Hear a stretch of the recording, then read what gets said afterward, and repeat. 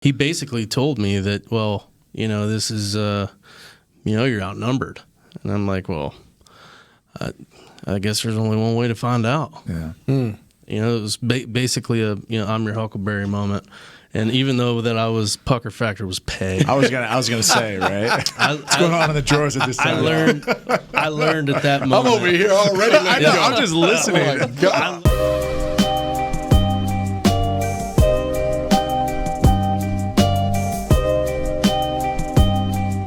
Welcome back to the Darren Woodson Show. Today's guest, my man, Jake Schick, the CEO of 22 Kill, good friend of mine. Damn, Jake, how long have we known each other now? Oh, man, I don't know. That's more than a minute. More than a minute. Yeah. You didn't appreciate all those minutes? Is that what you're trying to say? Like, you can't remember a damn thing? There could be a time or two in there where, the frustration was above average. We're interviewing Jake Schick today, along with Tyler Klutz, my buddy here, and Ben Gibbs, another partner that we want to get into the story. I know I'm losing my voice, so Tyler and Ben are going to carry us through this today. But, I wanted you to come on this show because we always talk about the journey. Mm-hmm. And that's our motto. That's what we want to build this show around. The Darren Woodson Show is the entire journey. And knowing your journey personally, I feel like this is the one we need to share with the world, man, because your journey, man, has just been incredible. And the faith in yourself and belief in self has been, inspirational to myself and everyone else, man. So let's start, man. Let's go back. Okay. Let's go back to, you're from Capel. You went to Capel High School, played football. Let's go back to Capel High School. Let's go back to when you were growing up as a child, man. Any brothers, sisters? Yep. I got 2 brothers and a sister, some of which I associate with, some I don't. You get it because it's a toxicity thing, right? Mm-hmm. And you learn as you go, who's feeding the soul and who's bleeding the soul, and then you make the correct left and right lateral adjustments that's best for your everyday life and your well-being, and you move forward, and it is what it is. That's why when people say, like, oh, your blood's thicker than water, you can't pick your family, you can pick your friends, and I'm like, hold my salad and watch this. Yeah, you can. Hold my watch me. But yeah, I grew up in Louisiana, and Shreveport, Bossier area, and I ended up coming here around the age of 12 when I moved to Capel, and that's where I developed as an athlete, mainly as a football player, and I've always loved the sport, and there was something about the team dynamic, with it not being all about you, that really helped me and mold me in leadership skills and the aspects of leadership, and I loved it. I love the competitiveness. I think that healthy competition is good for everybody. Yeah, I think it's really what pushes us and drives us to do things that are bigger than we'll ever be, and so that carried over in Capel, and then. Of course, because of what Texas football is in Texas, I wasn't a great student, but you wouldn't know it. I would. Yeah. I would have guessed that, but yeah, I'm just saying that's just me. Doesn't reflect on the paperwork. Right, That's what I'm saying. Right. As long as it keeps you on the field. We don't want to get into details on that. No. Capel is a first-class facility. They do a good job over there. Capel High School, you're awesome. So senior year, you were team captain of your team. Talk through that, the brotherhood there, and how that launched you into what's next, which is the meat of your journey. Absolutely. It was, being voted a captain amongst your peers was a big deal for me because I really, and this would carry over the rest of my life too. I learned at a young age I care a lot more what my teammates think about me than what my coaches do. Mm. And because I learned early on that, without a high morale, you're going to be limited in what you can accomplish. You have to have that cohesive mindset. You got to have that brotherhood, family-oriented mindset on whatever field of play you're on or in whatever situation you're in. And so that was a big deal for me. I remember that day very well, actually, during two-a-days when it was mentioned. And, I remember me and the other captains got around, and it was, we said a prayer and said, all right, well, let's hope we don't mess this up too much. And it was it was a great day because it was something where it solidified my peers' respect who I am and my drive and what I'm doing. So whatever I'm doing on the field, I need to keep on doing.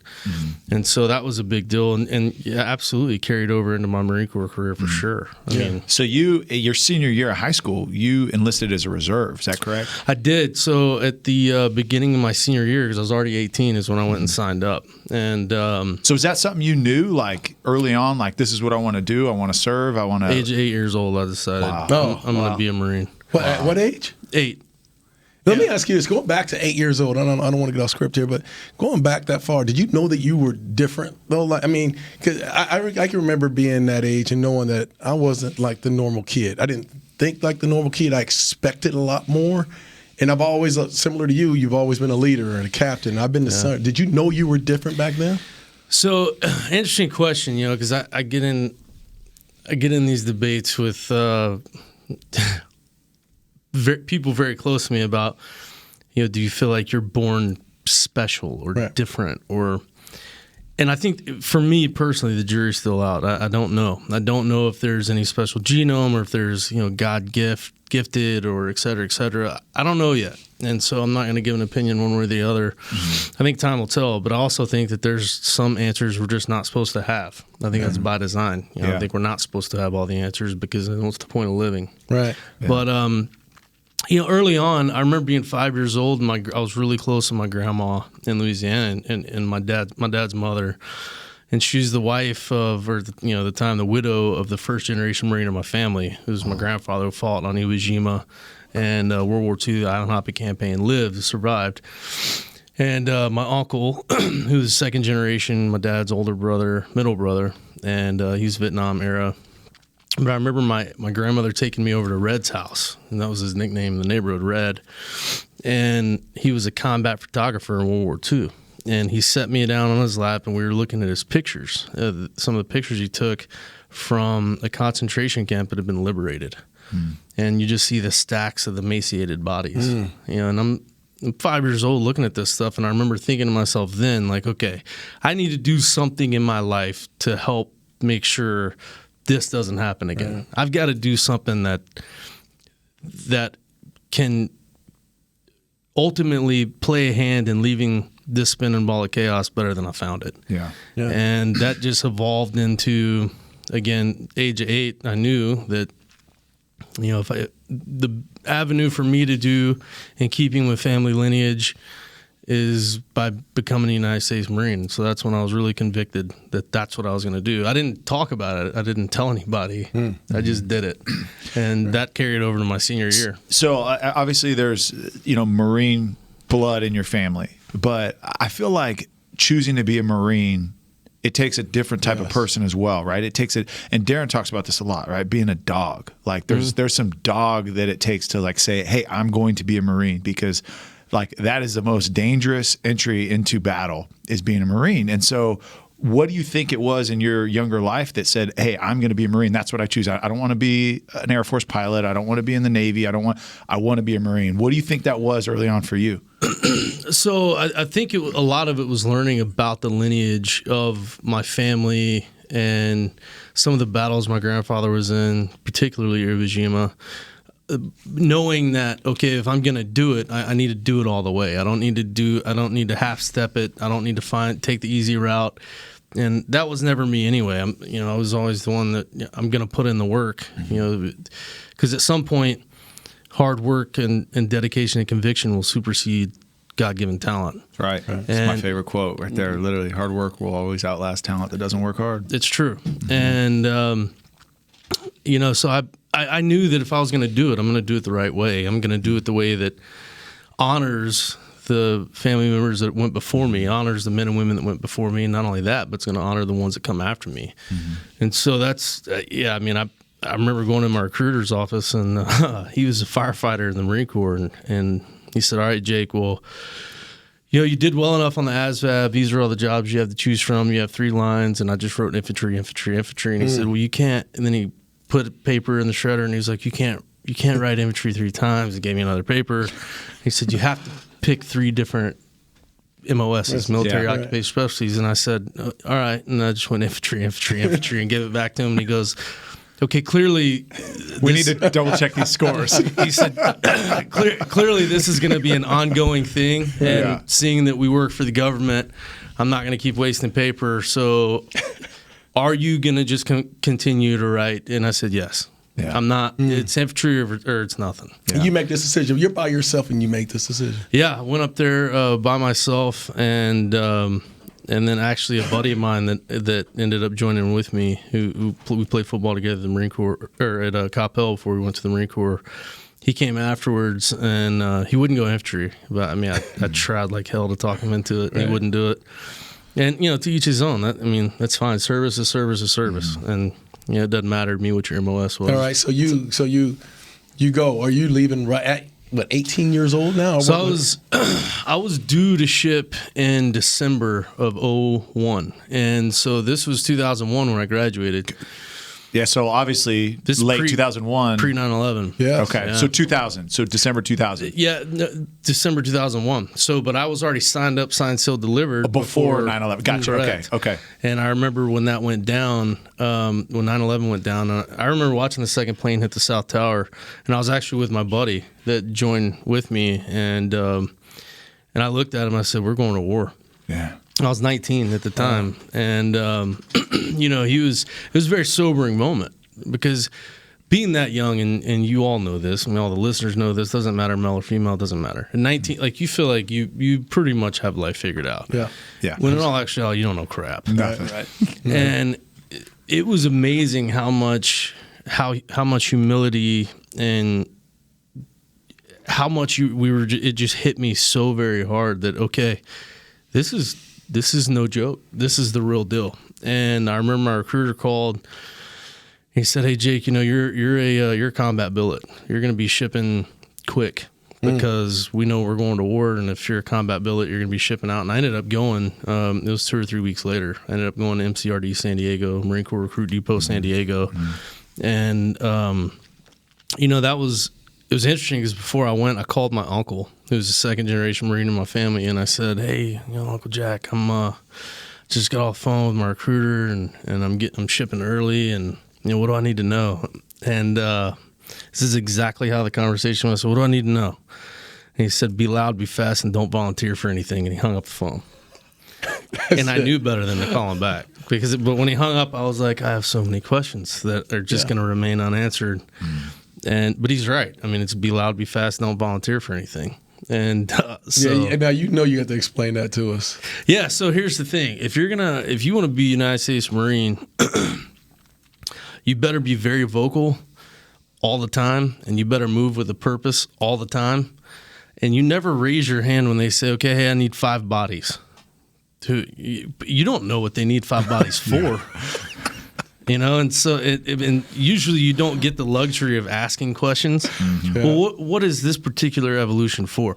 You're not going to ask that question because there's someone all the time very ready to hand your ass to you in the Marine Corps. Right. Just give us a reason. Like, that's the saying, we have more mind games than Milton Bradley, and it is so true. And I learned that in boot camp, man. It was an ongoing evolution of mind games that it's not, for me, it's not, of course it's physically challenging, but the mental aspect is really the demanding part. That pushes you, and I think that's in life, period. Yeah. Right. How much can you take emotionally? Yeah. How much can you take mentally?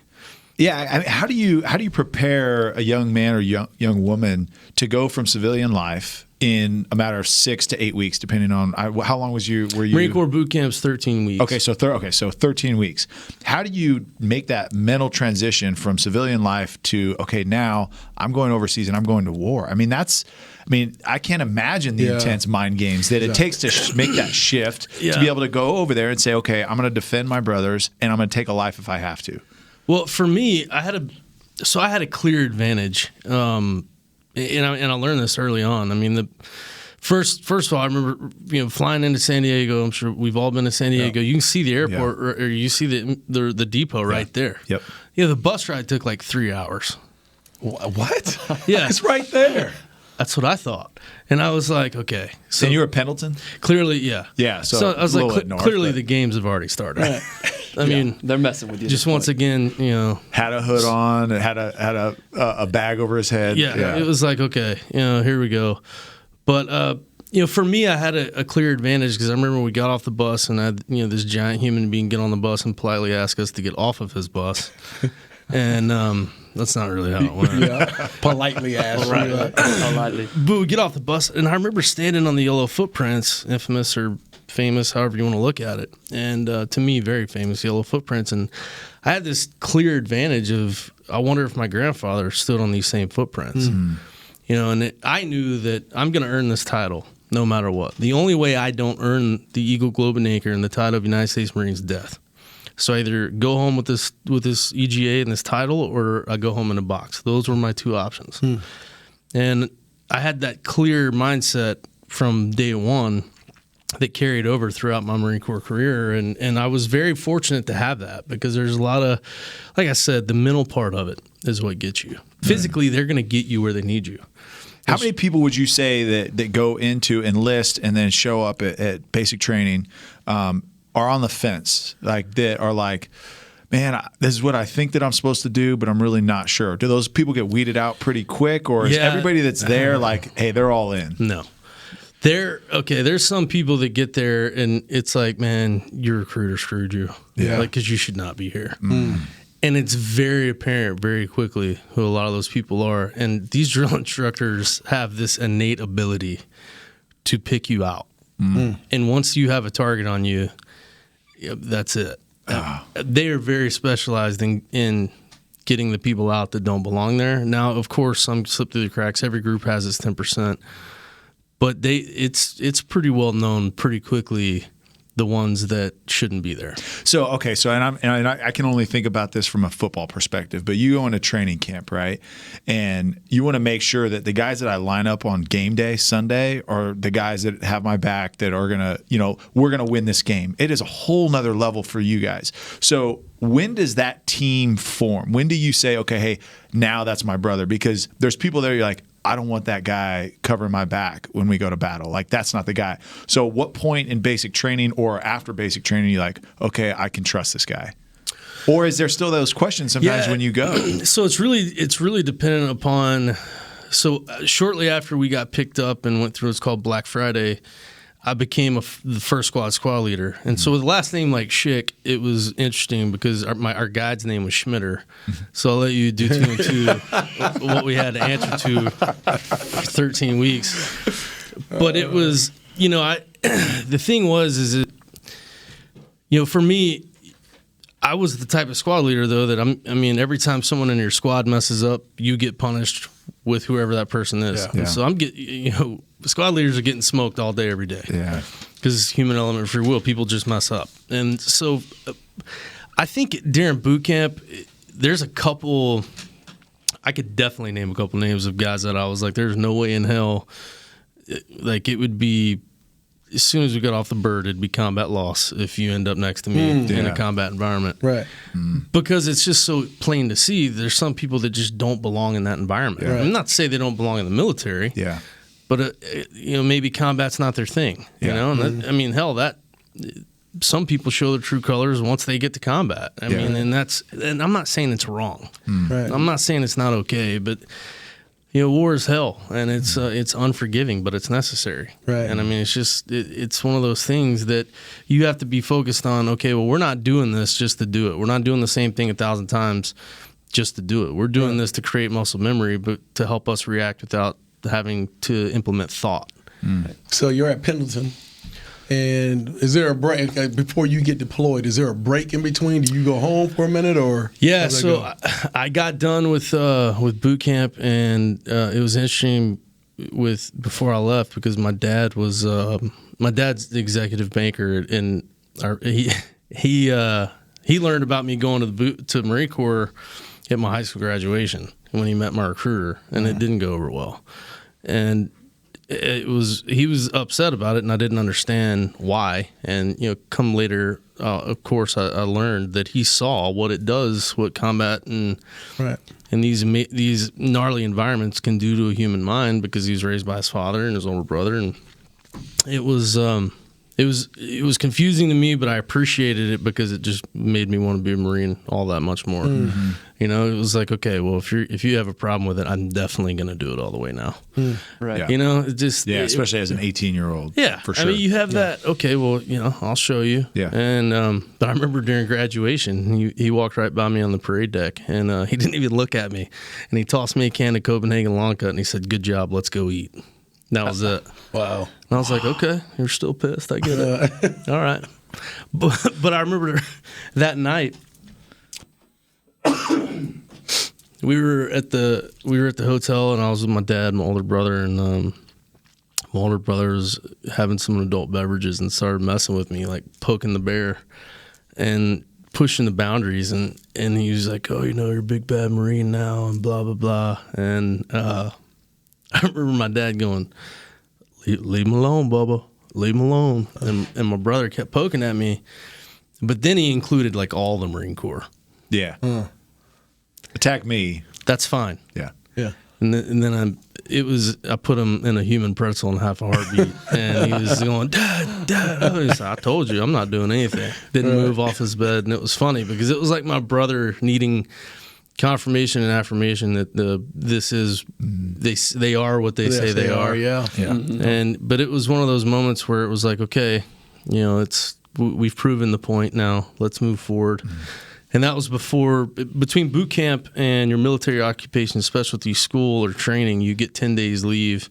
So I came back to Coppell, and before I went back to Pendleton to go do School of Infantry training, which I loved the School of Infantry training because that's when you get to play with all the big toys, mm-hmm. and you really get to understand the strategy behind a wartime environment. Mm-hmm. And they've got like replicas of at least they did this. I don't know if they had it when you did, but we went in 2014 and saw the whole setup, the city that they built, and going through explosions and I mean, obviously fake fire, but it really felt real. And I mean, there's a whole Cowboys team standing there watching this whole scenario go down. And literally, I mean, you see 70 grown men just terrified. Right. And it's just a simulation.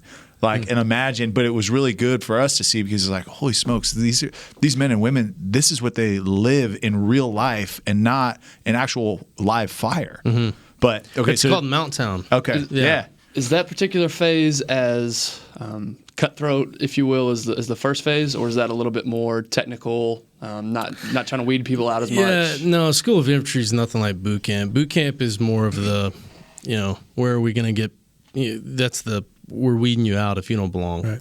Because it's a pretty demanding gun club to be a part of. And again, I mean, the Marine Corps, it's any other branch, whether it's tier 1 or not, cannot refute that if there's a reason that we're undefeated. Yeah. Because our tradition and tactics and training hasn't changed since 1775.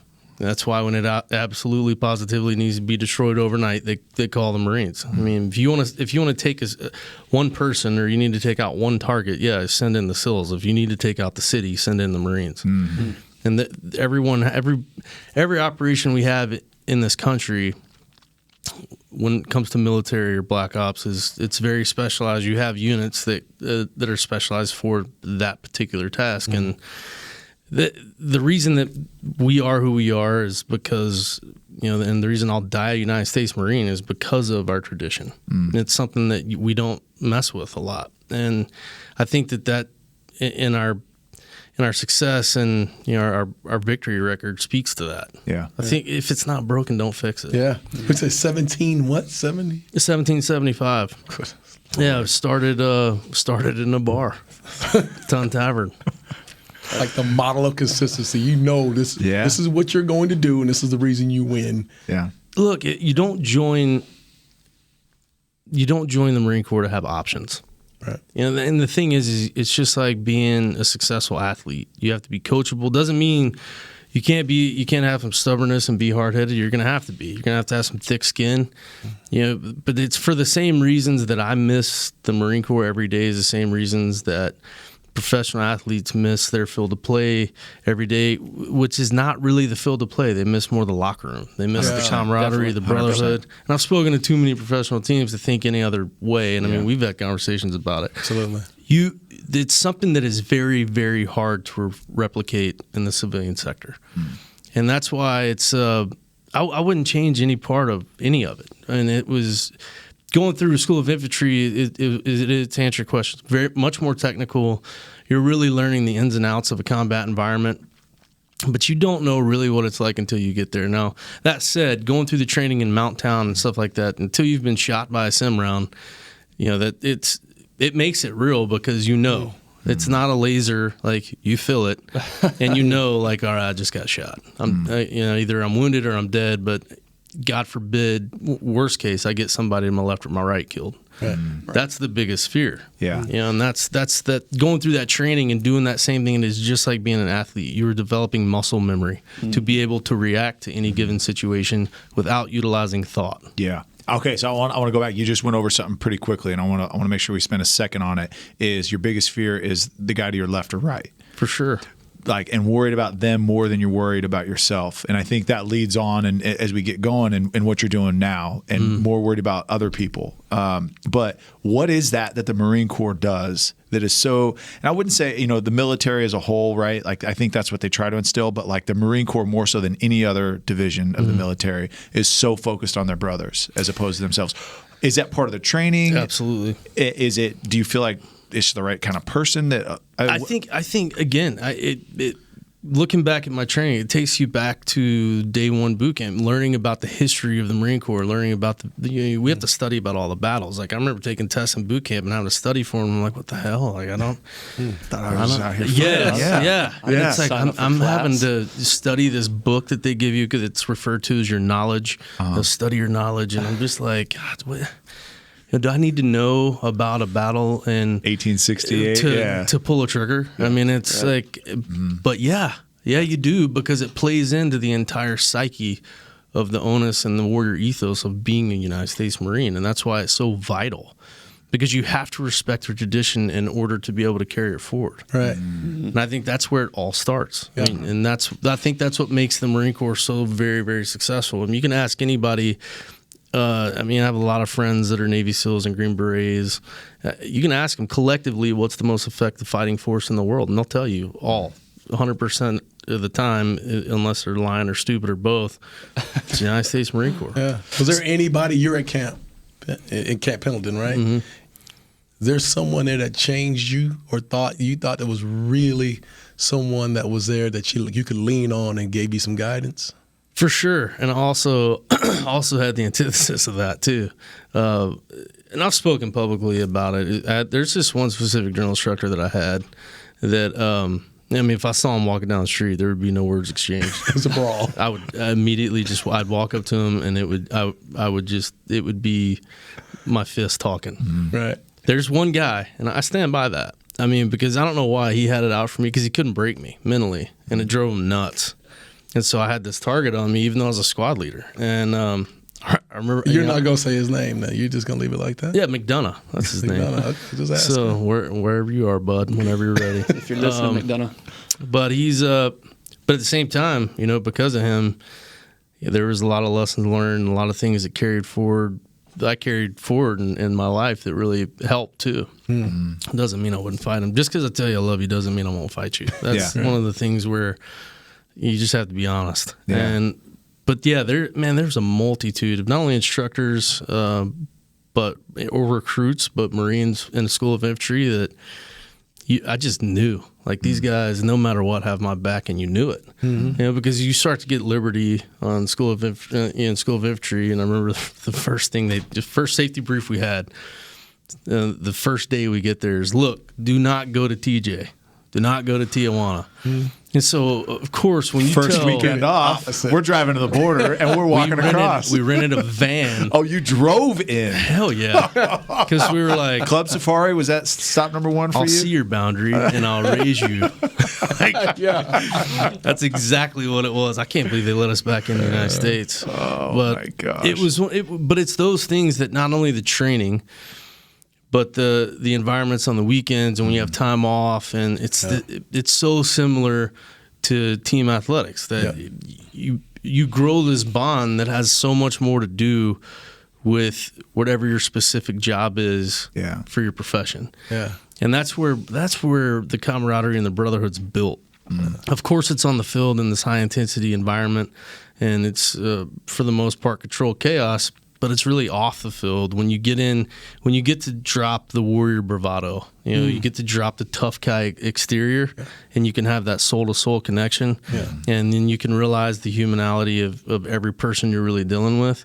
That's where the connection comes from. And it's the that's shit what talking. carries you. It's the shit talking. Of course. Yeah. That's what makes you. Yeah. I mean, just dudes being dudes. Every branch, that's what was beautiful about it in the military was that if we're back at garrison, meaning if you're back at home, a home base, and, you run across another branch, another MOS. Anyone who's not a grunt in the Marine Corps is referred to as a pogue or personnel other than grunt. And, we call like candy pogie bait. And it's like you get to do the shit slinging, right? Yeah.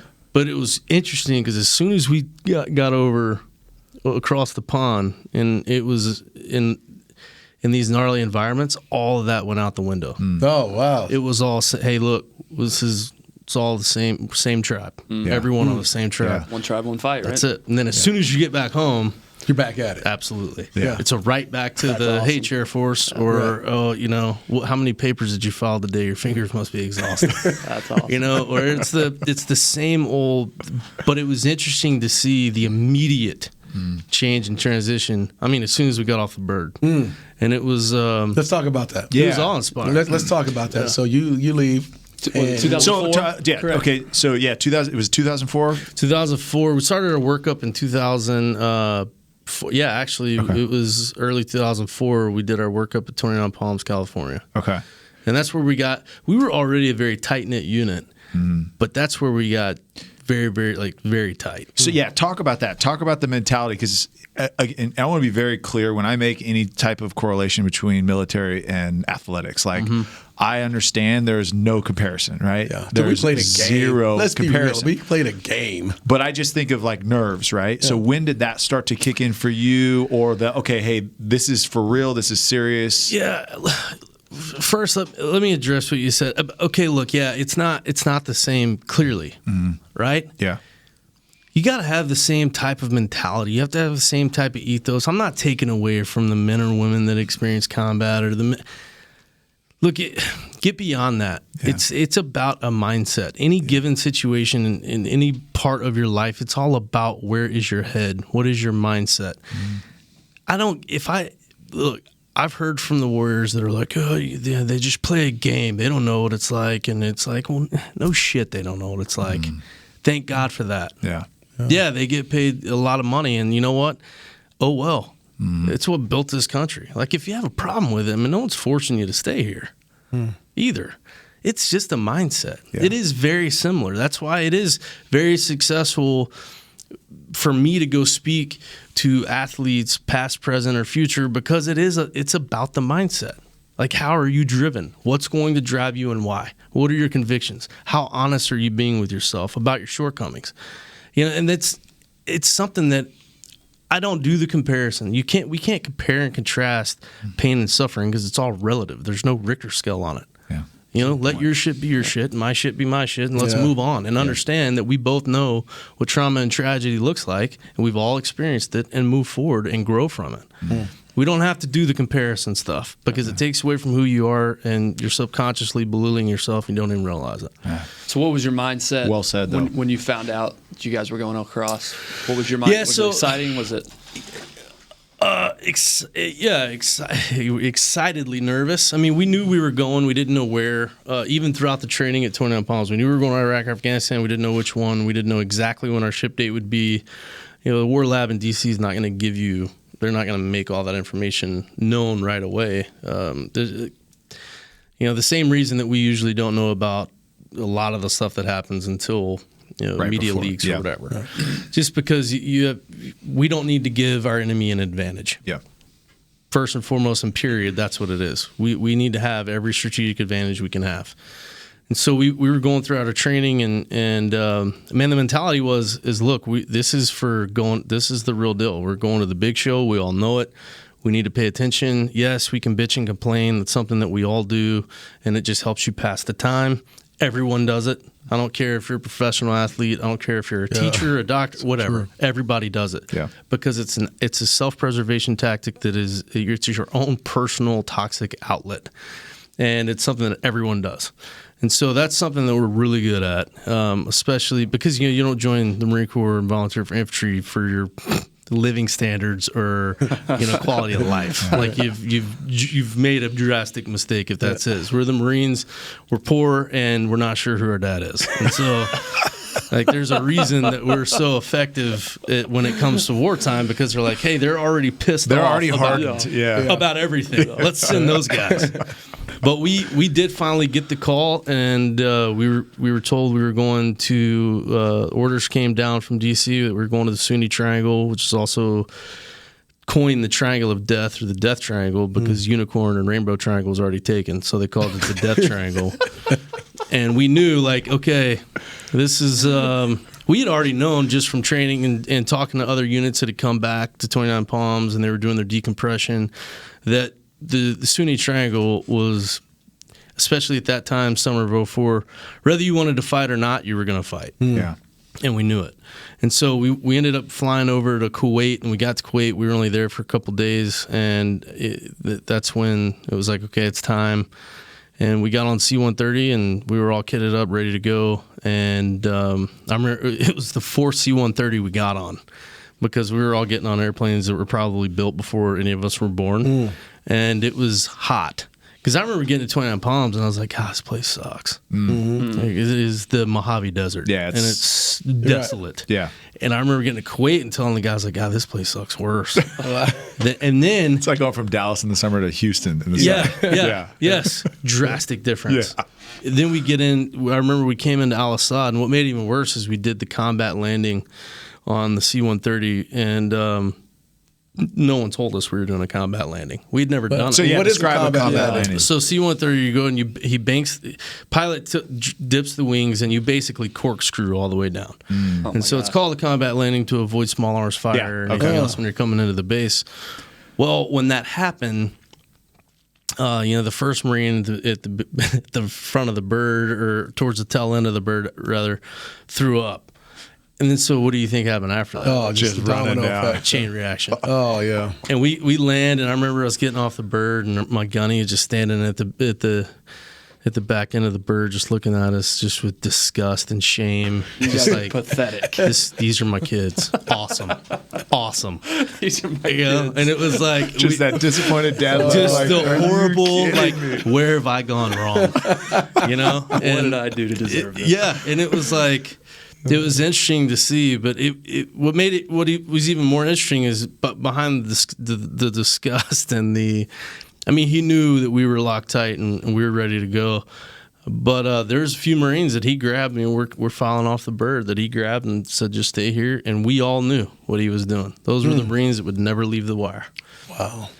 Every group has their 10%. And we knew, okay, those guys will never leave this base, this entire deployment. And he knew based off of information he got from them, or he knew? He knew.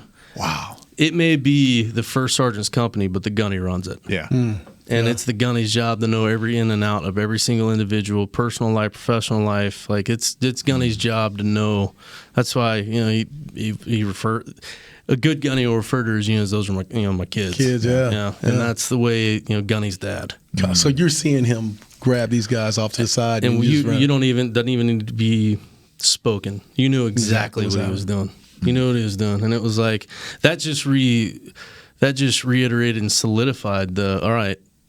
it's time for work. Yeah. It's time to go to work. So you land. How long between landing and first mission? 48 hours. So we have a 48-hour. It's called the 48-hour mandatory brief, and during our 48 hours of getting briefed by, and basically that's just the unit we're replacing, telling us, these are the places you can go. This is where you don't go. These are good guys. These are bad guys. We usually refer to it as the left seat, right seat, which was while in the middle of this brief, the left seat, right seat was happening, and the unit we were replacing lost like a CO, an XO, a sergeant major, like it was bad. They got hit, took fire. One of my good friends actually fought his way out of it. He was one of the only guys who survived.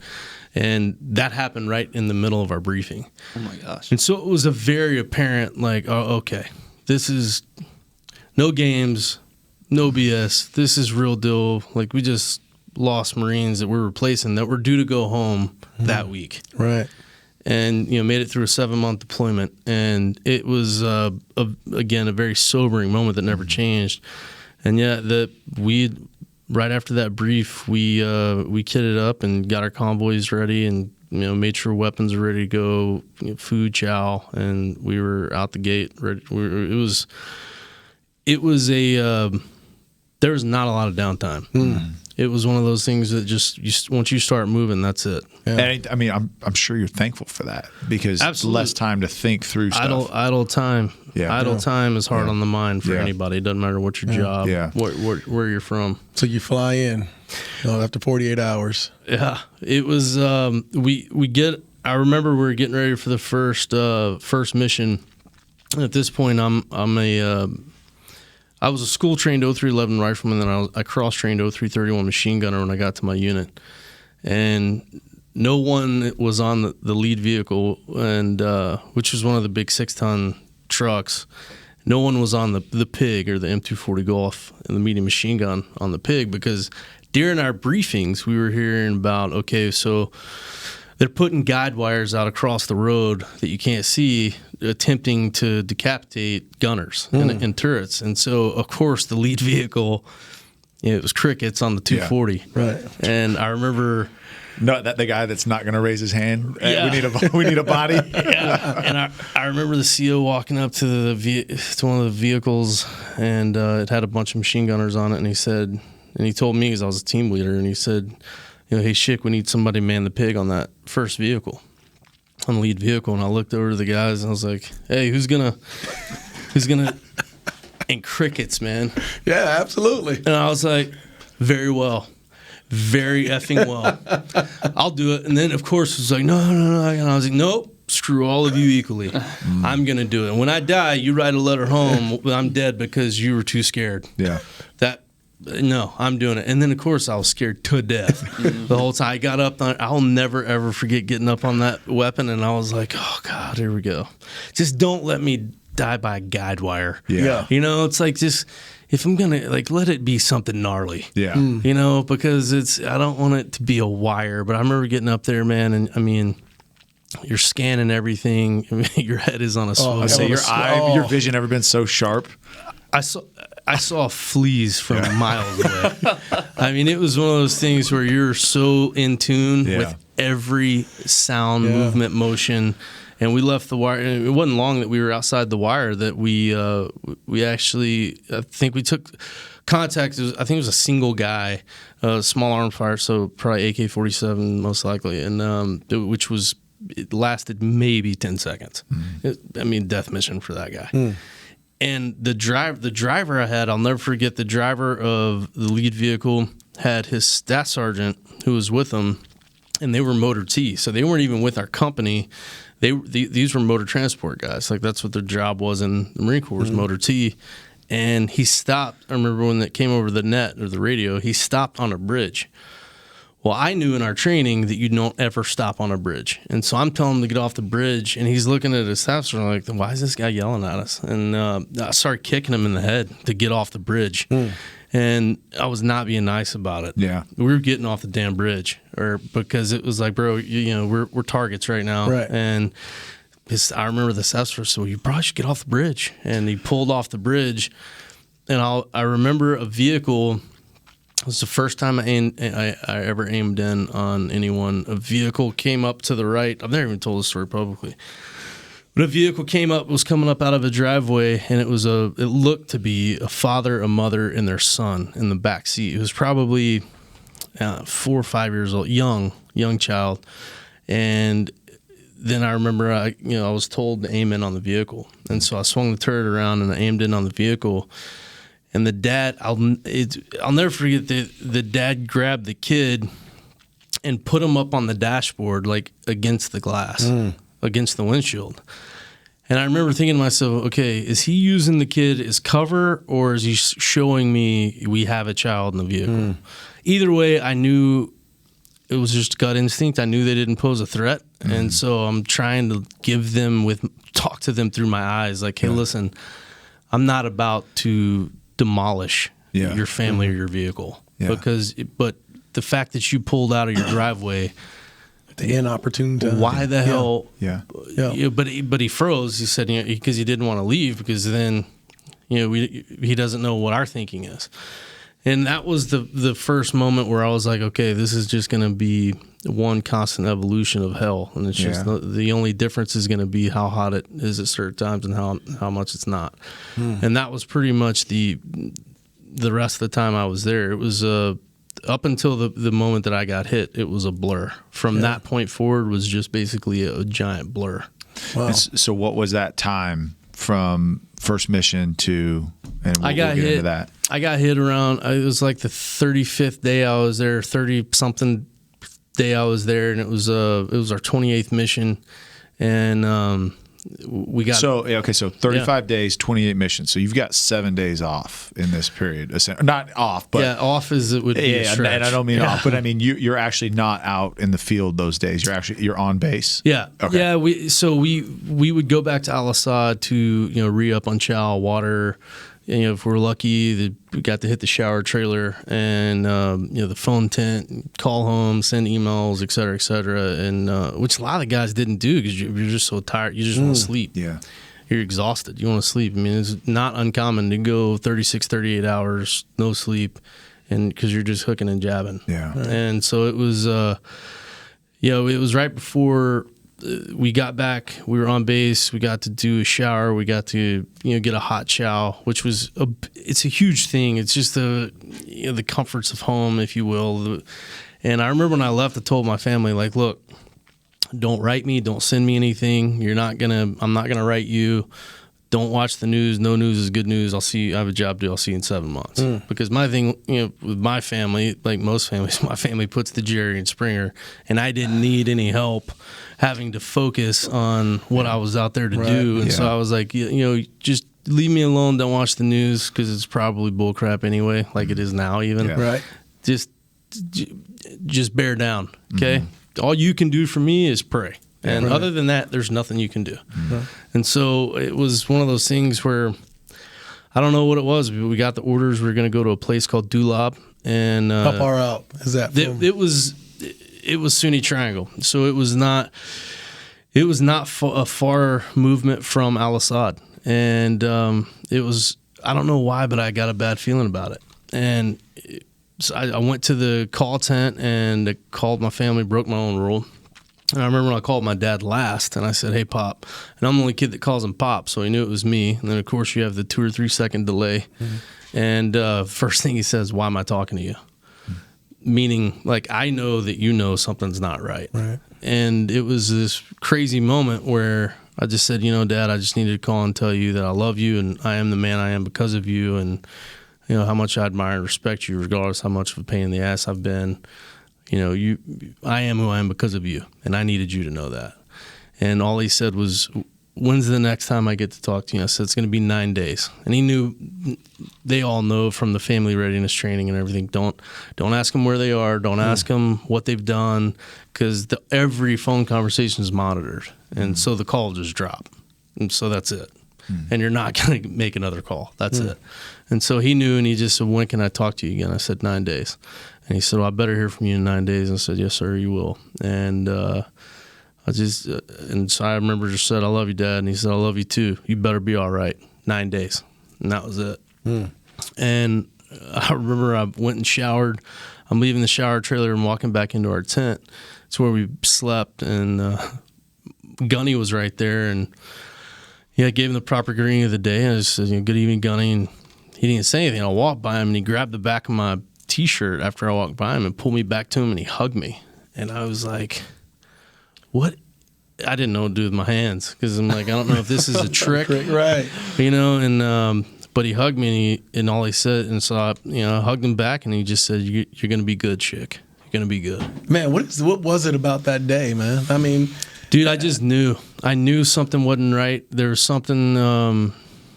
There's just something in there that, like, just something wasn't right. Sounded like everybody felt it. It was, and the crazy thing was this place, Dulab, was it was an ammo dump where the insurgents would try and get in and get unexploded ordnance or rounds, RPG rounds, AK-47 rounds, rocket propelled grenade, et cetera, to either make IEDs, or at the time I think we were still calling them roadside bombs, and it was just something that it was a feeling that I think a lot of Marines chose to avoid it, because you don't want to get in your own head. But man, it was unmistakable to me, and I knew, like, this is not right. Mm-hmm. And we got out to Dulab, and a couple days after we got there, at this time I was the lead of the REACT team, or QRF, Quick Reaction Force. It's basically what that means is, in wherever our area of operation is, if there's a threat in that area of operation or something that poses a threat, our job is to go neutralize the threat. And so we got out there, and how large is the team? Not me and 9 Marines. We had two vehicles. We actually had 2 two-door soft top Humvees. And so 10 Marines, 2 vehicles, 2 240 Golf machine guns, obviously 10 M16s, let's just say 6 9mm. We probably had, we had enough on us to ruin your day. And we had a REACT get called, and basically what happened was we captured 2 high-profile guys. And I remember we had the guys, and I'm on the net with battalion, and I'm doing this transaction with battalion, and they're saying, hey, that these guys are wanted, and do not let them out of your sight. And so I knew that this was very unorthodox because these guys had IDs on them, and it was just a very unorthodox situation. And I'm talking to battalion and trying to explain the best I can that, something's not right. And because we had to work in conjunction with the Iraqi National Guard and the Iraqi police. So they got to be on the same radio frequencies as us. They got to know our checkpoints, our ingress, egress, when we were going to be somewhere, how we were going to get there, when we were going to leave. Because somebody that sits behind a rich mahogany desk and wears a suit thought that was a good idea. I was going to say, who the hell makes that decision? Yeah, the guys over there, like, how does that make sense? It doesn't make sense. I mean, you can see a lot of our losses and combat losses come from information leakage. Green on green. Yeah. We call it, the guys were training to fight for their own country, and then they come to a point where they turn on them, and we knew it. We knew it already. Because I mean, I remember the first place where we had a checkpoint. We weren't there for 30 seconds, and a mortar round landed right in the middle of the road. Oh, and it was like, I wondered how they knew we were going to be here. That's odd. And we all knew. So it just makes an already frustrating, high energy, high stress environment that much more chaotic, because it's like, why are we giving them all the answers? Yeah, exactly. Why are we even doing it? Is that just from a political standpoint, is that just so that we can have stations here, and that's just the game that they had to play? It was 100% a political move, and it was one of those things when coalition forces. And look, end of the day, you don't send guys like me to a foreign place to make friends. Yeah. I mean, it's not my job description. Mm-hmm. Yeah. I was never taught how to do that. So you're back. Take us back to where you were. Now you got 2 guys. So we have 2 guys, and then next thing I know is I see about 35 Iraqi National Guard trucks coming down the road. And where we were, and at this place called Dulab, there was only 1 entrance, 1 exit to where we were, and the guys came in and surrounded us. And so they just made a big circle around us, and I just remember thinking, this this is not good. Right. And they all got out of their vehicles, and they all had AK-47s. And it was one of those situations where it was like, okay, this is going to be interesting. See how this plays out. And the commander got out and said, "Who's in charge here?" And he and I started talking, of course, with my interpreter. And there's about 65 of them, and there's 10 of us. Mm-hmm. And so, but to my math, they were heavily outnumbered. And that's right. I was like, you know what? And this guy was basically telling me, like, these guys pose no threat. You need to let them go. And I said, well, you must have been working with the Army because I don't give a shit what you think. Mm-hmm. And you're not. I'm not here for you. Yeah, I'm not answering to you. Yeah. And he basically told me that, well, this is, you're outnumbered. And I'm like, well, I guess there's only one way to find out. Yeah. It was basically a I'm your Huckleberry moment. And even though that I was pucker factor was pegged. I was gonna say, right? What's going on in the drawers at this time? I learned at that moment. I'm over here already. I know. I'm just listening. I learned at that moment, like, I would be a hell of a poker player because I was scared to death. I mean, there wasn't a time that I was over there that I wasn't scared. Yeah. And anyone who tells you differently is lying. That's the second time you've referenced that you were scared to death and you did it anyway. Yeah. I mean, fortitude, fear doesn't have to define or dictate your greatness, or your next step. And really, obviously, we got out of that situation as I'm talking to you. And it was in large part thanks to Weapons Company.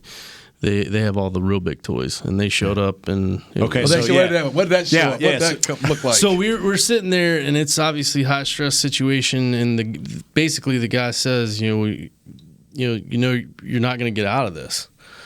And I said, well, look, I'll just be very blunt with you that if I hear so much as a click, one click, I'm going to have one of those 240 Golf swing one way, and I'm going to have one of them swing the other way.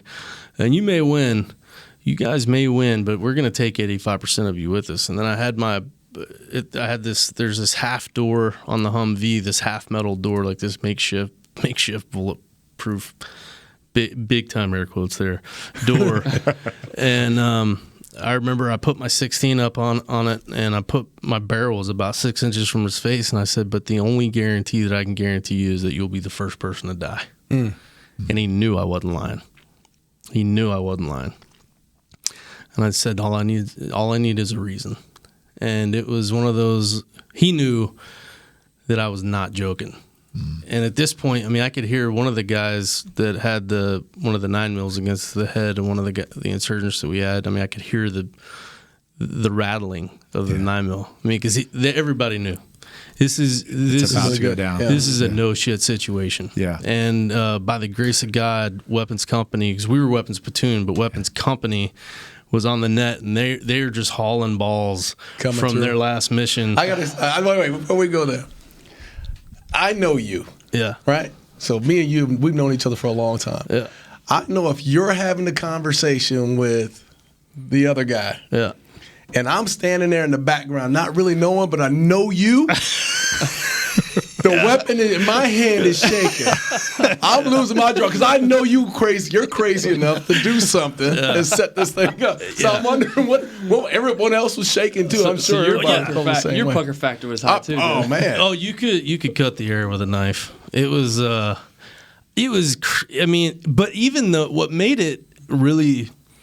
was really solidified the fact that our reputation definitely exceeds us is looking around at the Iraqi National Guard soldiers. Looking at those eyes. Because their faces were like, please God, don't let this go down. Yeah. Right. Because they knew, like, we will deal with you. Yeah. And it's going to be quick, fast, and in a hurry. And it's going to be one of those things where it's going to come down to training. Right. And you're going to get your ass kicked. You just got done herding goats up in the mountains. And we've been preparing for this. Look, we can read and write our own language. Yeah. And we can make these weapons reach out and touch you from 500 yards, open sight. Right. Like, you may run, but you're going to die tired. Yeah. You're going to die tired. And it was, but that's when, by the grace of God, everybody was, it was a very tense situation. But then that's when Weapons Company rolled in, and those are the guys, you know, that have the AT-4 missile launchers, the Mark 19 grenade launchers. I mean, they have the smalls. They have all 50 cals, and they rolled in and just basically circled the inner circle of the ING, the American National Guard, and almost in unison, the ING dropped their AKs and hold their hands up and no mista, and I was like, yeah, those are my homies. So say when, Right. And that was it. That was it. They grabbed the two guys and took them back to battalion and back to the base, and they were gone in a hurry. They poofed once they got there, and so that was a high stress night. And I'm guessing it was 1-2 in the morning, and this is in the middle of the night. Middle of the night, yeah. And we end up. Man. So this is September 20th, and we end up getting back to the CP command post, and the guys bedded down. Everybody was tired and worn out, and so I go to the command post, and I'm in the vehicle that powers the command post, the Humvee, and it was Doc's turn to be on watch. And Doc's turn, it basically watches you. You're looking along the Euphrates, and you're basically taking count of every flare that shot up, what color is the flare, what time was it shot up, at what area did it shoot up, because you're trying to decipher how they're communicating to each other, and you give it to intelligence, try and crack the code. And so I'm up there with Doc, and you know I'm basically just coming down off of this adrenaline high and telling him, you know, like, guys, this was crazy, blah blah blah. And finally I told Doc, you know, I got to bed down, I'm smoked. And he's like, all right, Jake, yeah, go bed down. And I laid down, took my boots off, laid down, and went even 15 minutes. And of course Murphy's Law, react. Yeah. I was like, damn it. So I get up and I'd wake up the Marines, you know, whisper sweet nothings in their ear and rub their back, because that's how we do it. Yeah, that sounds about right. Yeah. And Give you a little foot Whole massage. bunch of MFs going on. Yeah. and nobody's happy. Yeah. Nobody's happy. And I remember when I walked out of the tent, and as soon as I I breached the line that separated the inside of the tent to the outside, and that bad feeling I had in my gut went right in my throat. And I knew we were about to get hit. I knew as sure as the sun is going to come up and go down that we were about to get hit. I didn't know by what. I didn't know if it was going to be followed by small arms fire. I didn't know what. I didn't know details. But something, I knew it was about to go down. And, you know, you can call it my grandfather talking to me from beyond the grave. You can call it God. And the good news is you can have your beliefs, I can have mine, and we're going to keep our head affixed to our shoulders. Yeah. So hoorah, freedom. But I'm in it.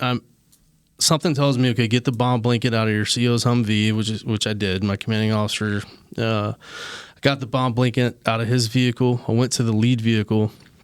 I kicked the driver out of the driver's seat, and I put the bomb blanket down, which is basically a Kevlar blanket. And I took the radio from the radio man, and I told all the guys to button up, meaning if they gave it to you for protection, put it on right now. Neck guard, groin protector, flak jacket, sappy plates, shatterproof goggles, or shatterproof glasses. They're not shatterproof. And so put it on right now. And I get in the driver's seat, and at this point, I'm sure the guys knew something. I felt something was up, and I'm on the radio with the guy, wherever the threat was, in the watchtower closest to it, and he's trying to talk me on target. And within 3 minutes, we hit a triple stack tank mine, which is 3 155 millimeter mortar rounds stacked, and it was pressure plate ignited, meaning as soon as that plate is hit by something that makes it go down, it lights a fuse, the bomb goes off. And 3 155 millimeter mortar rounds, just for those that don't understand or are not educated on unexploded ordnance, just equates to a big ass bomb. And it blew up directly beneath me, blew me Lead vehicle, right? Lead vehicle, right. And blew me 30 feet to the top of the Humvee. And I knew in the air, like, this is bad. So what do you mean you knew in the air? Yeah. You were conscious? I never lost consciousness or went into shock. I remember the whole thing. Oh my God. It took the Black Hawk 42 minutes to come get me. So it ruined my whole day. It was a long day at the office. I mean, yeah. Holy shit. Wait a minute, man. So I'm okay. So you're in the air, and you're like, I know this is bad. I have a pretty sure feeling that this was a big bomb. So I'm immediately thinking, how bad is it? Yeah. How many other guys were in your Humvee? I had 3 other guys in my vehicle, Okay. and the rest were in the second vehicle. And by the grace of God, the only other injuries were blown eardrums. Oh. And so better me than my Marines. That's I thank God for So that. you every go day. 30 feet in the air, and the next worst was blown eardrums. And so the passenger ended up, once I hit the deck, I stuck the landing with my head because I'm a Marine and we believe in good form. Yeah. Good form. Gosh. I can hear him yelling my name.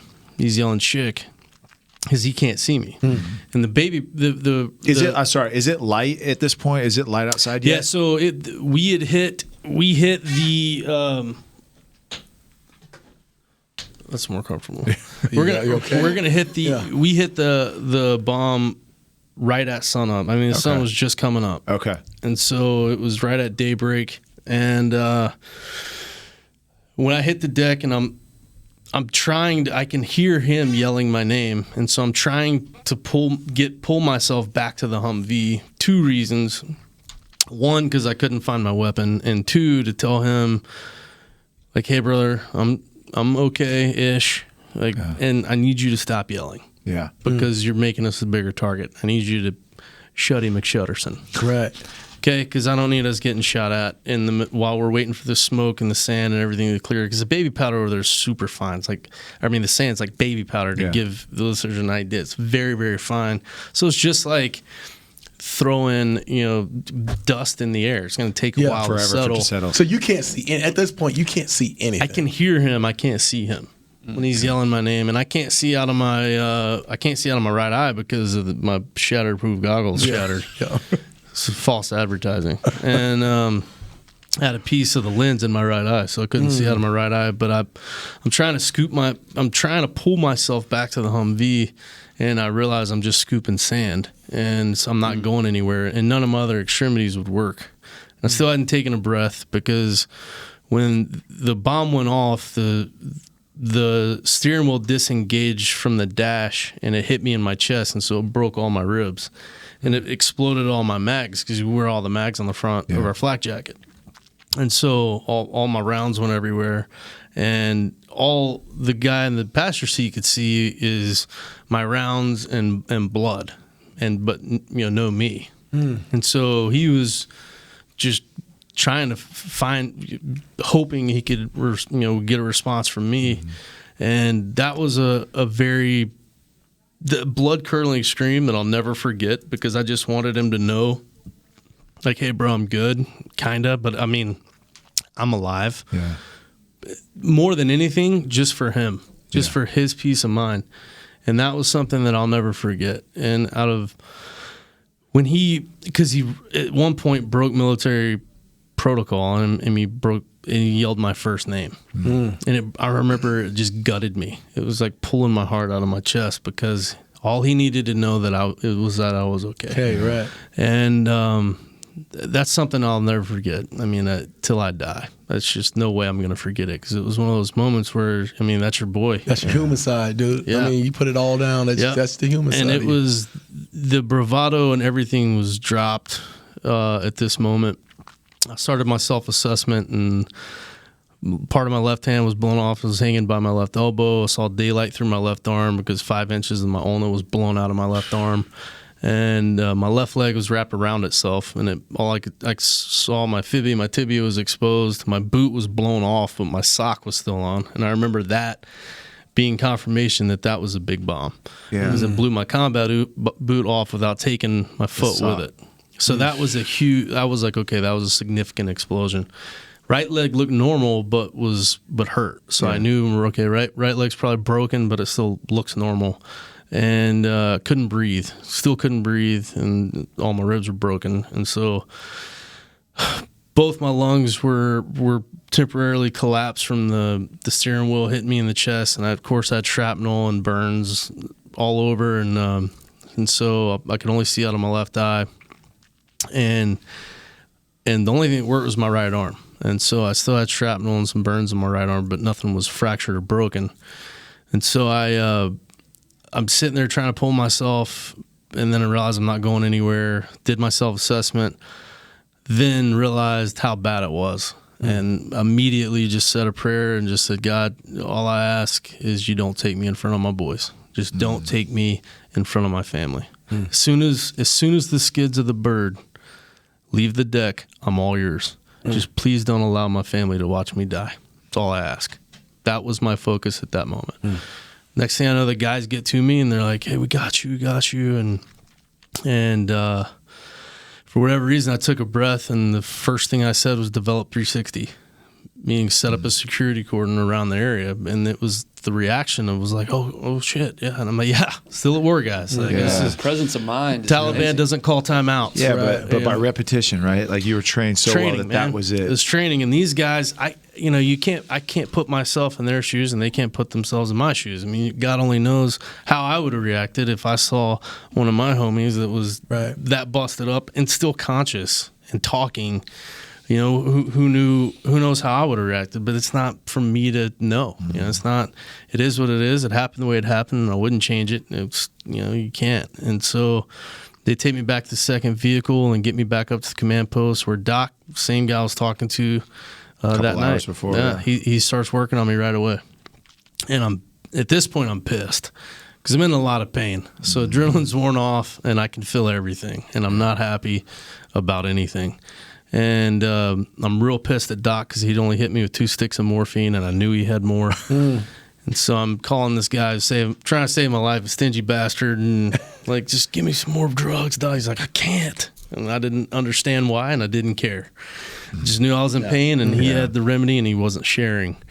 And but I was really, really thankful for this time because I got to tell every one of the guys, again, right arm worked. They would get in the driver's seat of the Humvee, and I got to grab every one of their hands and tell them how much I loved them and how much I respected them, and that to take a good look at me because this is what they want, and you have to go fight for me now. I can't fight. I'm done. And so I need you to go carry the fight to the enemy for me. You know? And I know, you said this prayer, like, keep me alive until I'm out of sight of my boys. Yeah. But at any point through that process, you're like, I might not make this. Yeah, I kind of, I made peace with death before I left. Yeah. I set my family down, talked to them about it, and said, look, this is it's a job that is there's a high probability that I could be killed. Yeah. And we need to all accept that. We need to all understand that if that happens, I need you to know that I died doing what I love and what I feel like I was destined to do, and I'm okay with it. I need you to be okay with it. Yeah. You know, I mean, it's weird to give your parents at the age of 19, a living will and say, here, just in case. But it was one of those things where it's millions and millions of people had to do it before me, and millions and millions are going to have to do it after me. Yeah. And it's just one of those things that you accept. I had accepted that death was a very high probability to my future. I never crossed my mind to be severely wounded and live, ever, not one time, because that's not something you hear about, especially at that time. It's not something you heard about. It was, kill, be killed, live or die.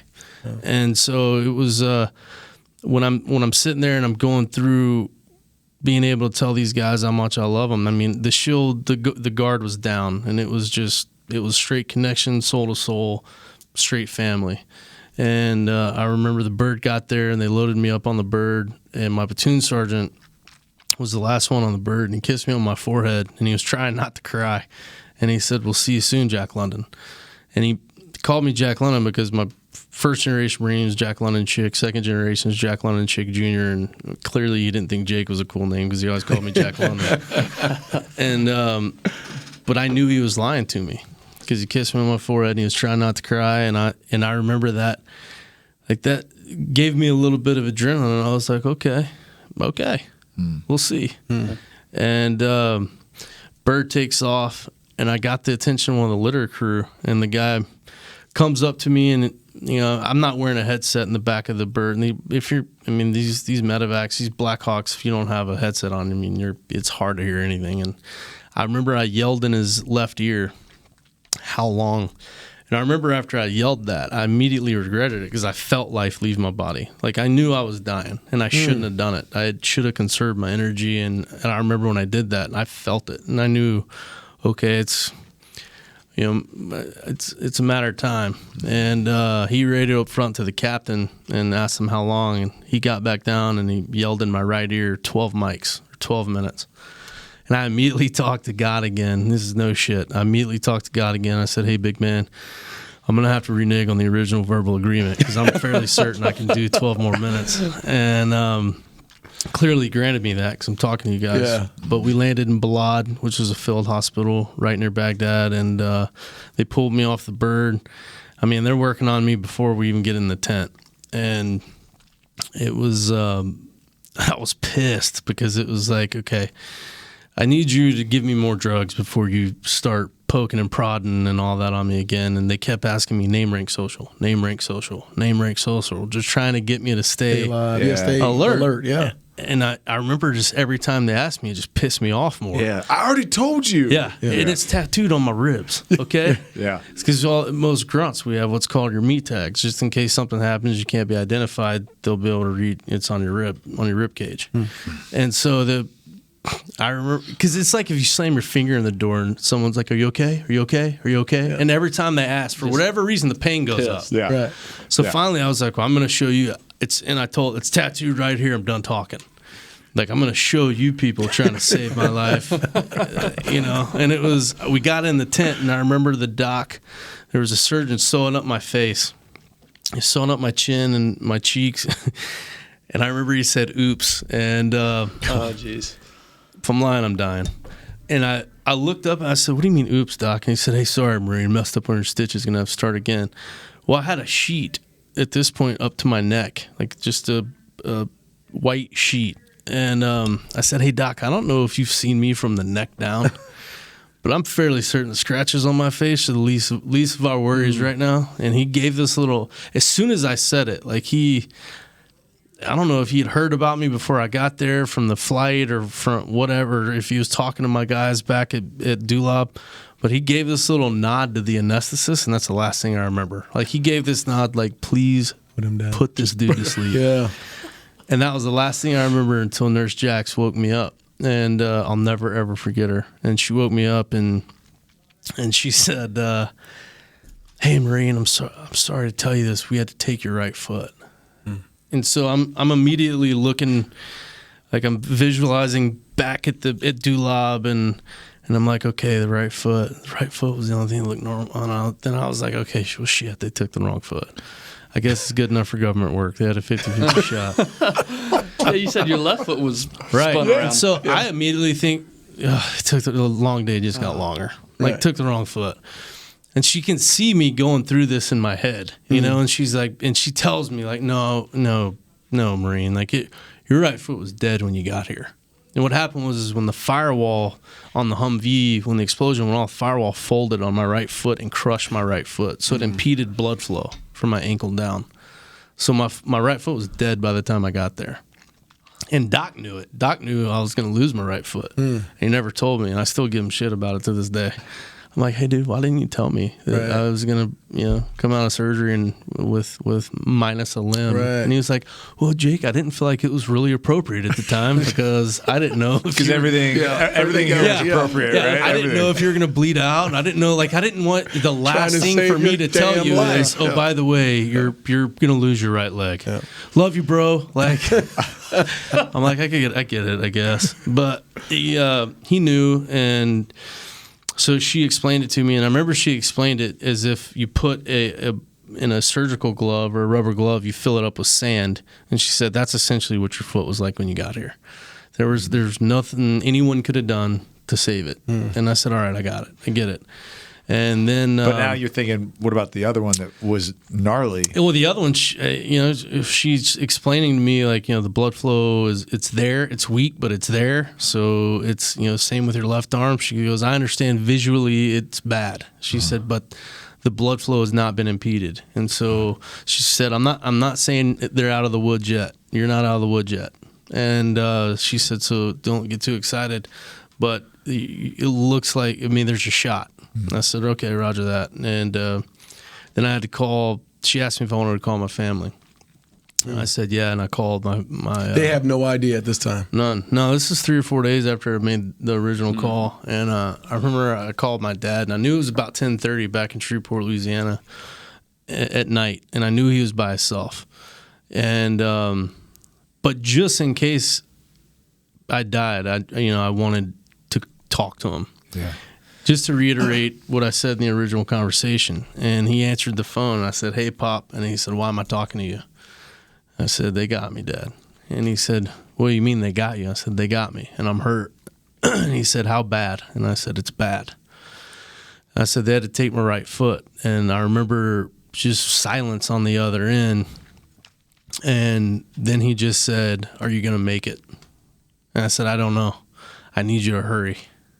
And I remember telling him, like, feeling like this little kid, this innocent little kid that just needs his dad, And I said, I need you to hurry. And he said, "I'm going to be there as soon as I can. I love you, sons. I love you too, Dad." And he said, "You better make it." I said, I'm giving it hell.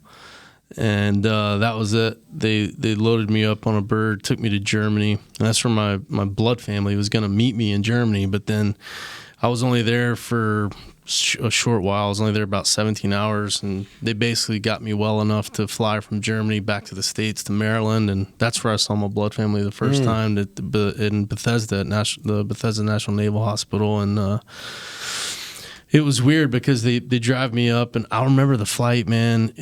Not only the flight from Iraq to Germany, like every bump was like getting blown up all over again. Every little bit of turbulence was like, it was horrible. I threw up twice. I like threw up pure morphine twice, and it was just call it the pain tube. The guys that get hurt and have to get on these flights. And I remember on one of the flights, there was this guy, they stack you up. I remember we were stacked Wait a up. minute. How many people are on this? There's a lot, dude. Is it like a flying hospital, or what is it like? Essentially. So it's basically one of these transporter birds that is basically gutted, and they just put gurneys all throughout them. So they're basically these gurneys that they put you in a rack, and they're stacked. You're 3 high and 4 wide, and so you have 6 people in the middle. You have 6 warriors in the middle, 1 on either and 3 on either side of the bird, all the way down the plane. And I remember where I was, and there was this guy above me that was, just carrying on, man. It was just like, and then moaning and groaning. It wasn't just pissing me off; like it was pissing everybody off. And finally, I remember, I was like. I was like, "Shut the hell up!" Like, we're all hurting, and everybody was like, "Yeah, shut up!" and he shut up, and I was just remember thinking, like, it goes back to the name rank social, like, no one needs help being in pain. Okay, so shut up. Yeah, right. Shut up. We all hurt. Shut up. Right. So the severity, what would you say, like the severity? I mean, were you like on the higher end? Yeah, of that's injuries? why I was closer to the tail end of the birds. Okay. They for severity, I think You got to be able to pull you off faster if they need to. Okay. And so it was. It was bad, man. There were some gnarly injuries and guys that were really, really hurt bad, and not everybody was conscious. And we lost. I think we lost a couple of people on the flight. On the flight, yeah, and it was.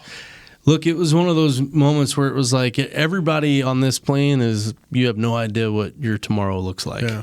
And we got into Maryland, and they take me up to the emergency entrance, and I remember the ambulance doors open, and my dad put his hand on my chest, and he said, "Bubba, is that you?" Because at this point, my left eye's almost swollen shut at this point because of the swelling in my head, and I was black and blue, and I'm sure I smelled amazing. Then showered. But you got that shower before. Yeah, hadn't showered since, and my dad said, "Hey, Bubba, is that you?" And all I could muster up was, "Get your damn hand off my chest," because all my ribs were broken. And for anyone who's had broken ribs, it's painful. Yeah. And because you can't ever get away from it, like no matter what you do, moving, anything, blinking. Yes, yeah. And I remember, so my dad pulled his hand off and looked at the rest of my family that was there and goes, "Yeah, that's Jake." So and that was that was the beginning of my personal hell. That was my own personal battle, and it was that had everything to do with physical and mental. And I'll tell you right now, I tell people all the time, I was never trained how to be a severely wounded Marine. But I'll tell you this: if anyone can mentally prepare you, it's the Marines to be hurt that bad. And because I was never a good patient, let's get that out of the way. I was not a model patient. All because I was an ass. All I did was I was in fight mode. I was stuck in fight mode. That helped you though. Absolutely. Because since I was a little kid, all I knew how to do when I was backed up into a corner was fight my way out, and that's all I knew. And that's a mechanism I utilized to keep.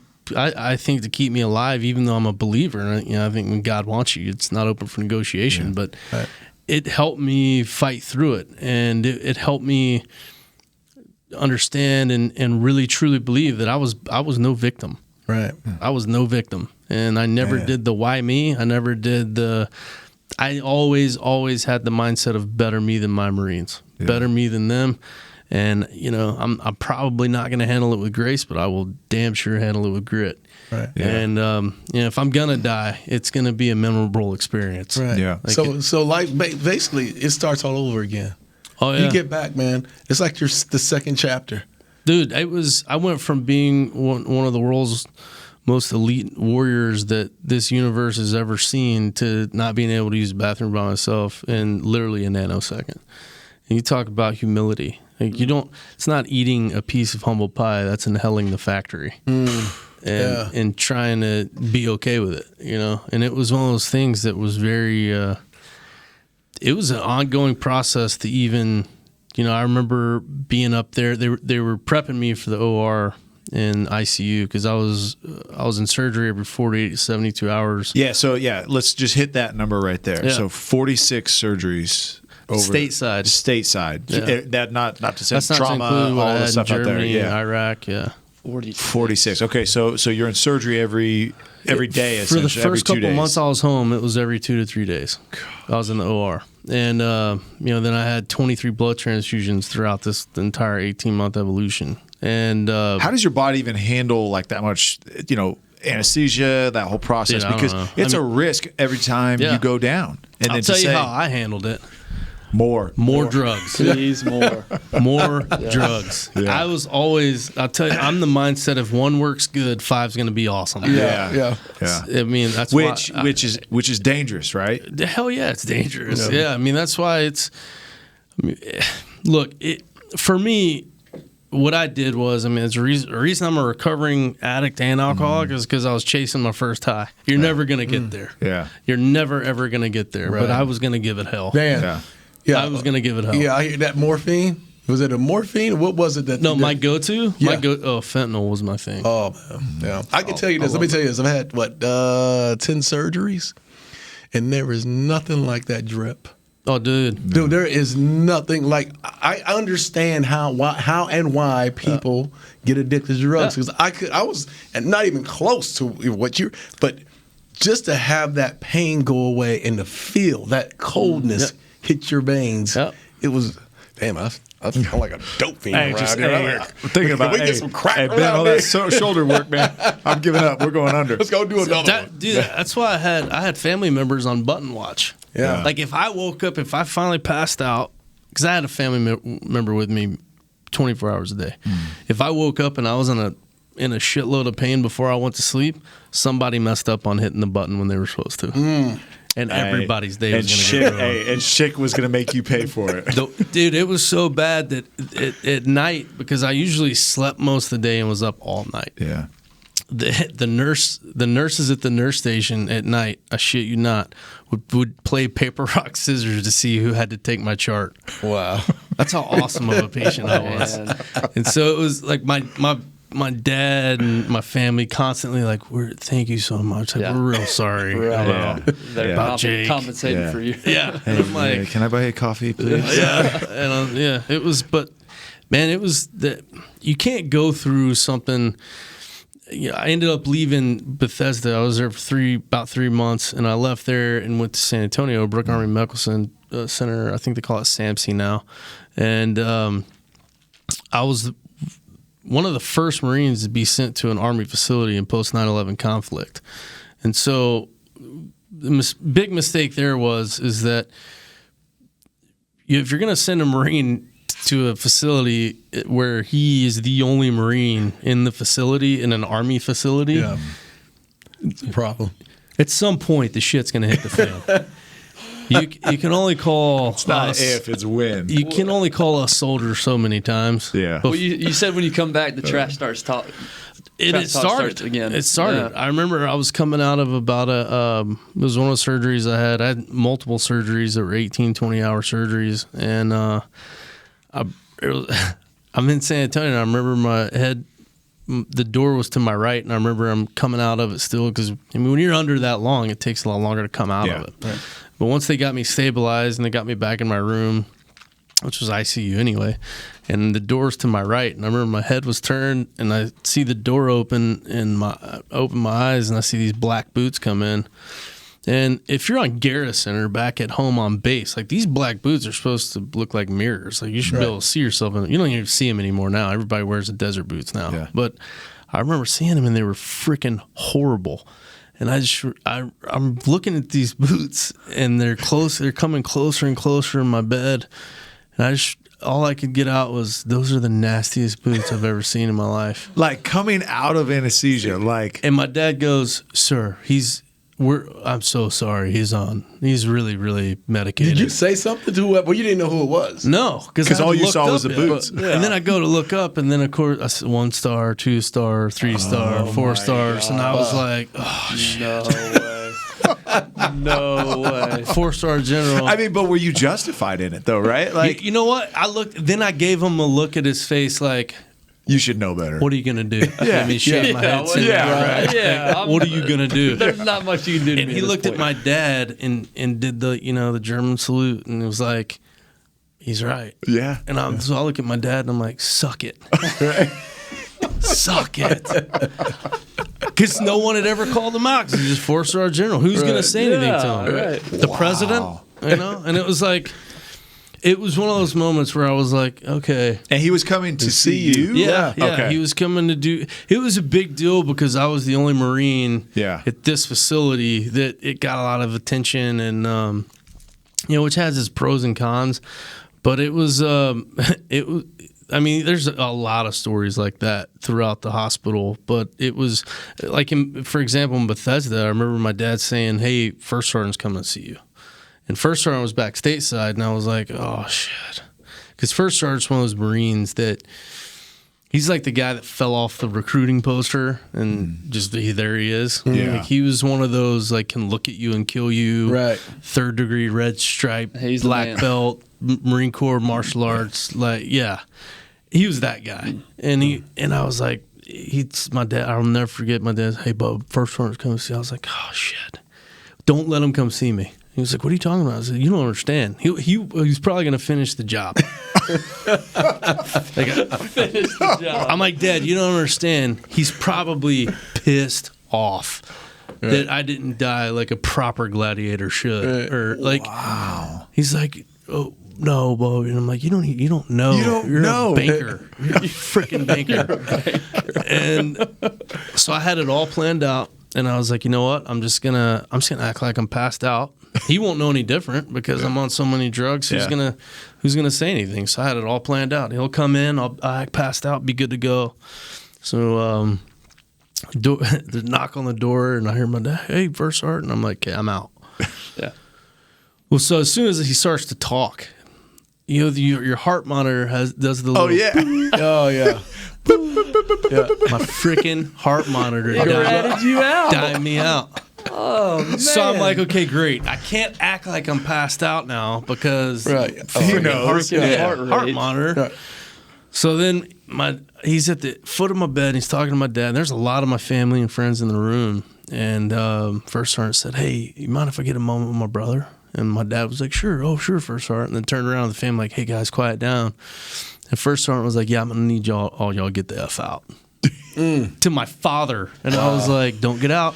Don't get out of the room. Don't leave me with We him. need witnesses. Don't get out of the room." At least say goodbye before you leave. And of course, my dad was like, "Hey, we got to get out. Let's go." And I was like, "God damn it, don't get out." But he comes up. So this is what happened. Family gets out of the room. Of course, my dad shuts the door. And first sergeant comes over to the right side of my bed, and I remember he puts his hand out as if to like pick me up off the ground. Like if someone's going to pick you up, they put their hand out. Mm-hmm. And we clasp hands, and he puts the back of my hand on his heart and the back of his hand on my heart. And he leans down, and he puts his forehead against my forehead, and he doesn't say a word and sits there for like 3 minutes. Gets done, sits up, touches the left side of my face, and leaves. And it was the most powerful conversation I've ever had, and not one word was spoken. That is being tribal. Yes. Wow. Very few people will ever understand what it takes to get to that relationship with another human being where not one word is spoken, yet everything is said. And had never met him. No, and I knew him, and it was one of those things where I knew. I mean, he had knocked me out probably 50 times. Okay, so you guys. Okay.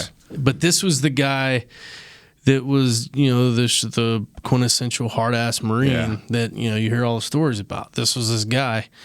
And to show that moment of vulnerability and in that the human side, it was a huge thing. And when he walked out, he opened the door, and apparently when he got in the hall, he got emotional.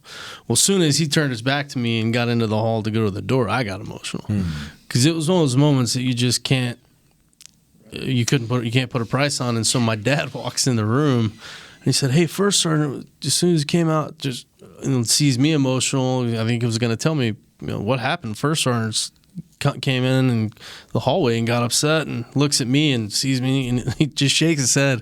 He looked right at me and just goes, "You Marines are weird." Yeah. Oh, wow. That's crazy. And man. I was like, "And you're still a banker." Yeah, that's right. That's right. But it was one of those moments that really solidified I was a part of one of the most elite warfighting gun club that man has ever known. Yeah. Because it was one of those moments where that was two gladiators showing completely dropping the guard. Yeah. And being completely open. That's one of the greatest moments. I mean, without a word being spoken. Not one word. And to touch that's incredible, man. And it was something that he ended up becoming the Sergeant Major of the Marine Corps. And he just retired, and it was one of those things where it was like at that point, rank and structure, it didn't matter. It was just it was two brothers. Brother. That was it. Yeah. And that was one of the reasons I got the assistant commandant of the Marine Corps, and I got real close early on, because he would come see me and he would sit next to me and just say, "Hey," he called me Jake. Like, "Hey, Jake, don't look at these stars. Just brother to brother, Marine to Marine. How you doing? How's your brain?" He goes, "Clearly everything else is in bad shape. How's your brain? How are you feeling?"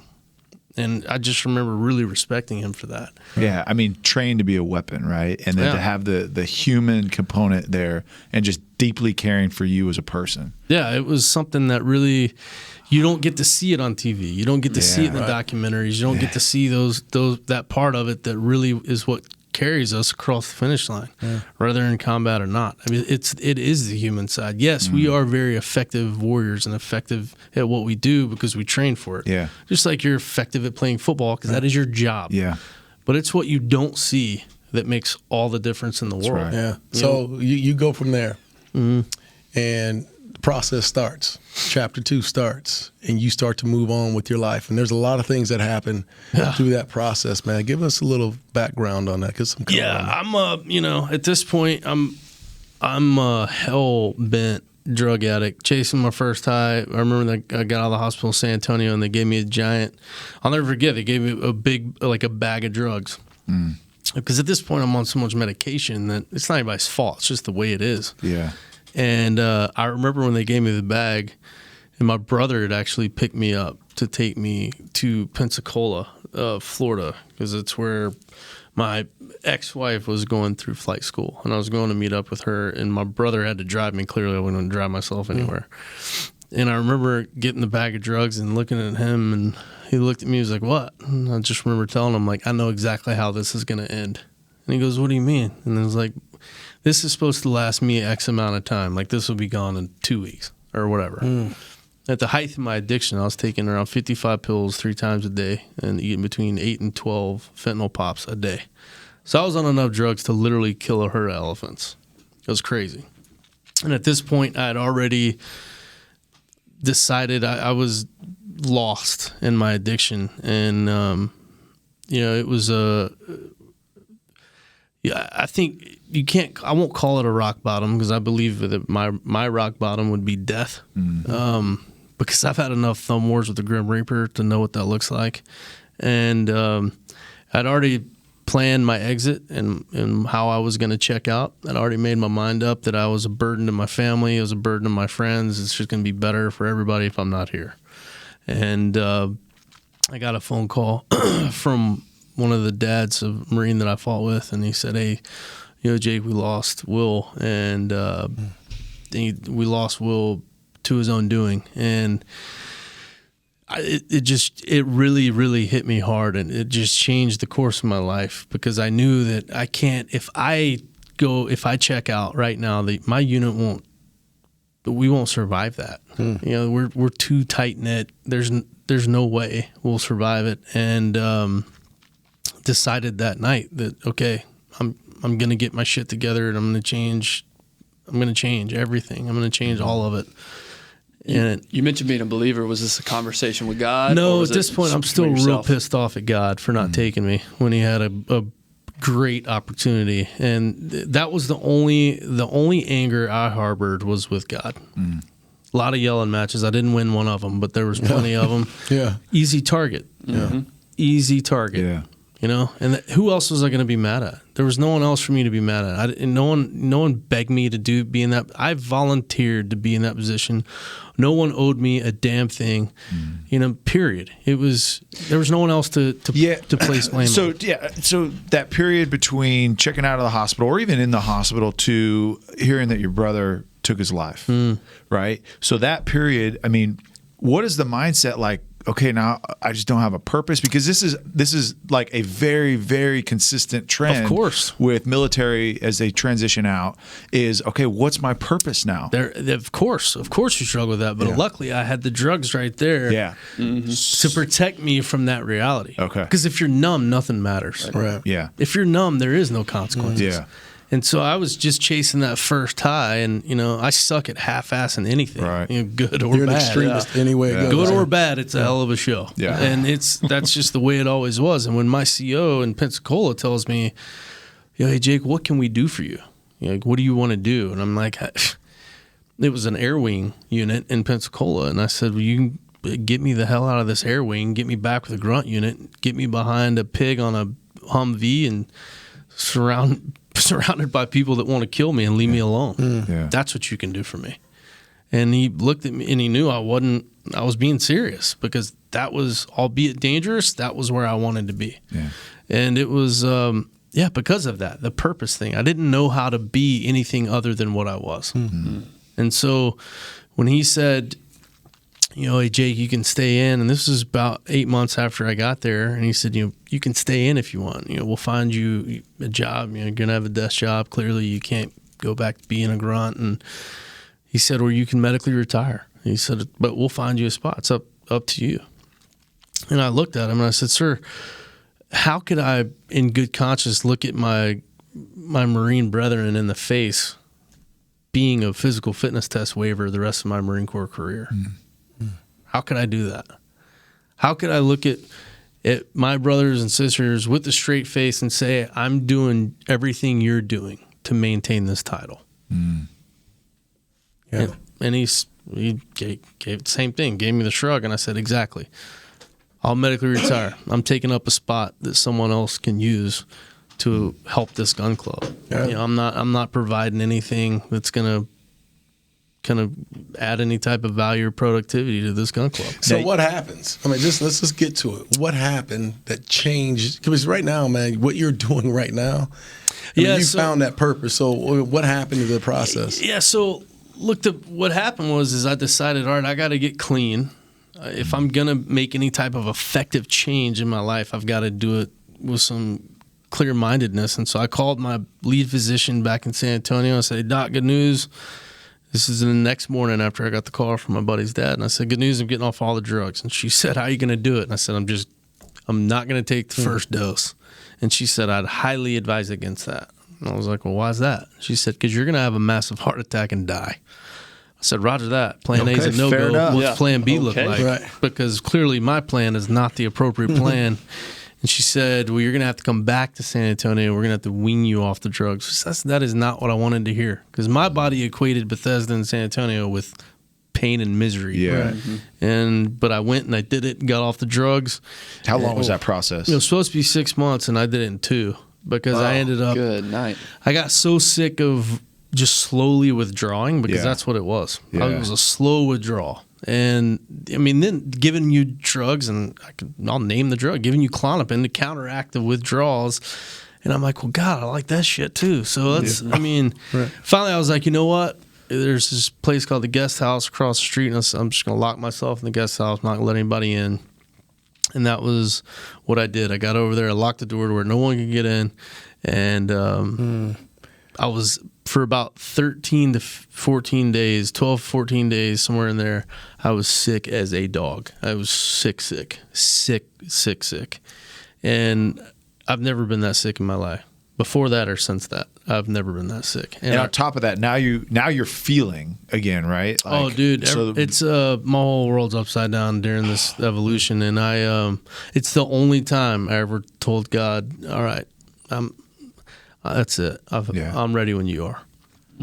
And that was the only time I really, and I just got more sick, as if God to say, like, well, not done yet. yeah, you're sorry, but sorry, I'm not sorry. I want to make sure that you remember this. Yeah. And that was it, man. After that, like 13th, 14th day, I took a shower, and it was like nothing ever happened. No way. No, you Just walked out like that? That was it. I didn't. At the time, I'm still, learning to walk, still healing. Yeah. But yeah, it was like, it was literally like I'd never done a drug, and I made my mind up right then. I will never, ever, ever do a drug again.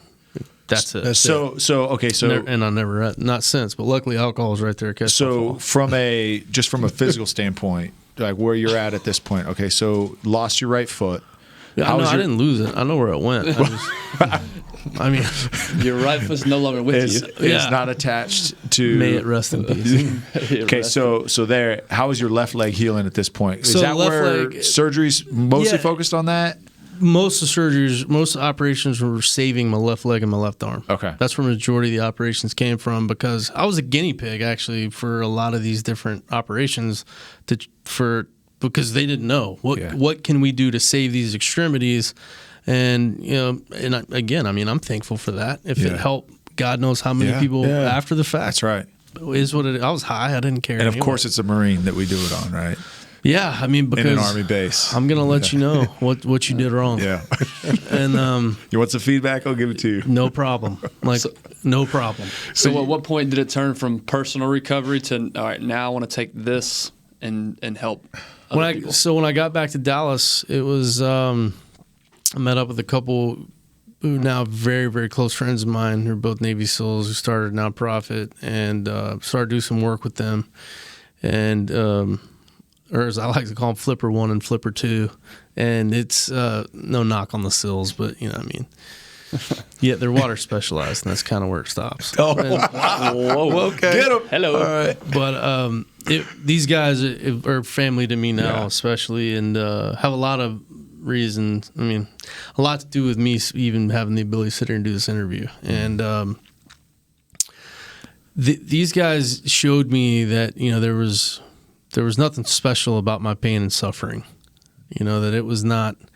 My pain and suffering is not an isolated incident, and there's, this was said without being said, and it was through experience and, me working through this with this organization and realizing just because I can't wear the cloth of the nation doesn't mean I can't serve my country. Yeah. I can't serve my fellow man, and I can't contribute to leaving this place better than I found it. Just because I can't pick up a weapon and manipulate a weapon in order to hopefully stop evil, which is we're never gonna get there all the way.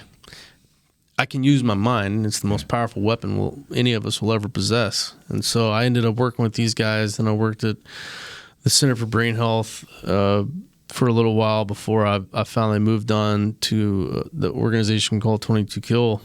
and that was about 5 years ago. Tell us, man. Go. I want you to go about. Tell us about 22. 22 kill. So it's the number of 22 stands for, and study came out in 2012 from the VA stating that on average 22 veterans die by suicide every day. That's not every week or every year. That's every day. The number since in the latest study was around 20.6. So moving in the right direction, albeit too slow. Yeah. But that's where the number 22 comes from. Kill is because suicide is an act. Yeah. It is an act. You are killing yourself. You are ending your own life. And that is what it is. You can church it up as much as you want, but you're never going to take away from what it is. Yeah. And so that's why it's 22 kill with a gas mask in the logo. And the gas mask represents all of us wake up, probably put on a mask, go to the office, different mask, go to a lunch meeting, different mask, back to the office, different mask, go home, whole different mask, and wake up, repeat. Our thing is wake up and do you. Everybody else is taken. Throw the mask away. Right. Throw the mask away. Wake up and do you.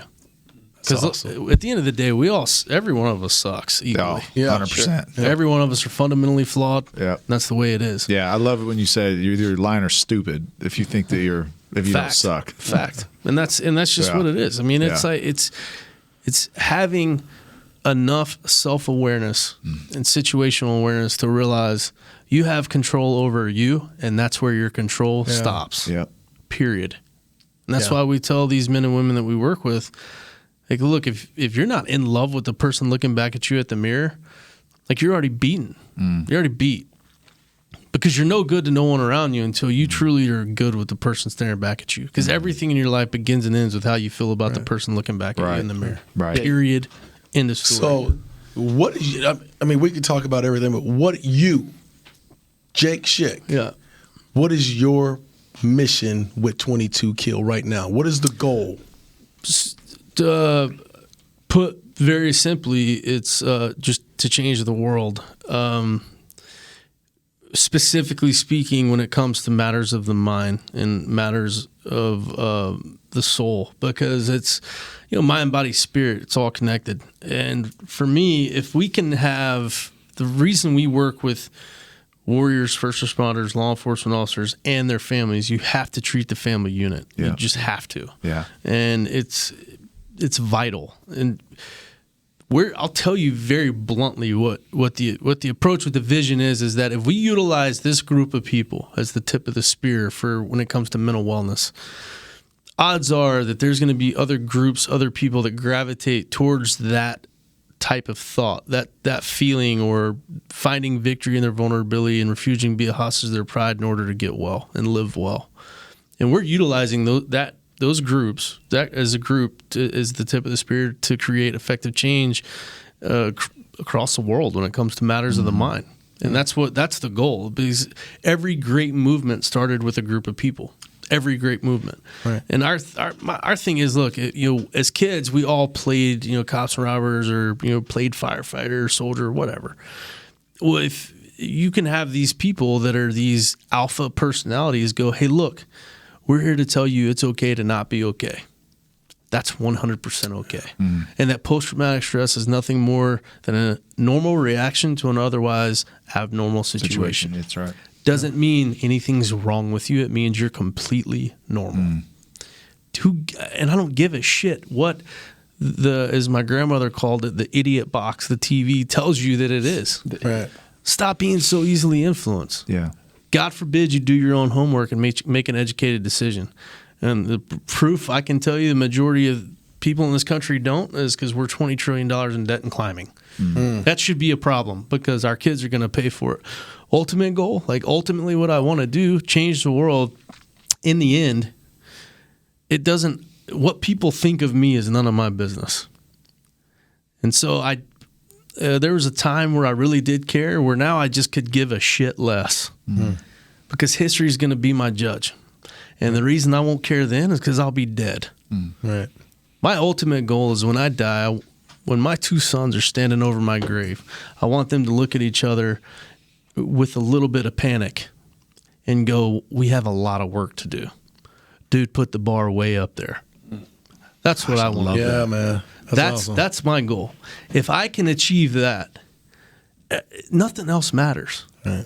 Because just like when we're over there and we're fighting, look, freedom and glory and all of that stuff is great, okay? It's what makes books and movies. I was not worried about anything else than the guy to my left and my right.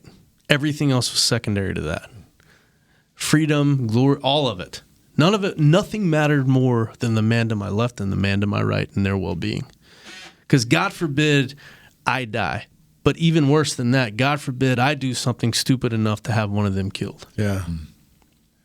There is something about the modern day warrior that we've progressed so much to be effective warfighters, to fight these 3D war environments and utilize these tools and these weapons that make us untouchable. I mean, I can tell you right now, China, Russia, whatever, you want to go toe-to-toe, you're going to get your shit kicked in. And I can guarantee that all the way to the bank over and over and over. And people are like, oh, well, numbers. And I'm like, it's not about that. It's about effectiveness. That's right.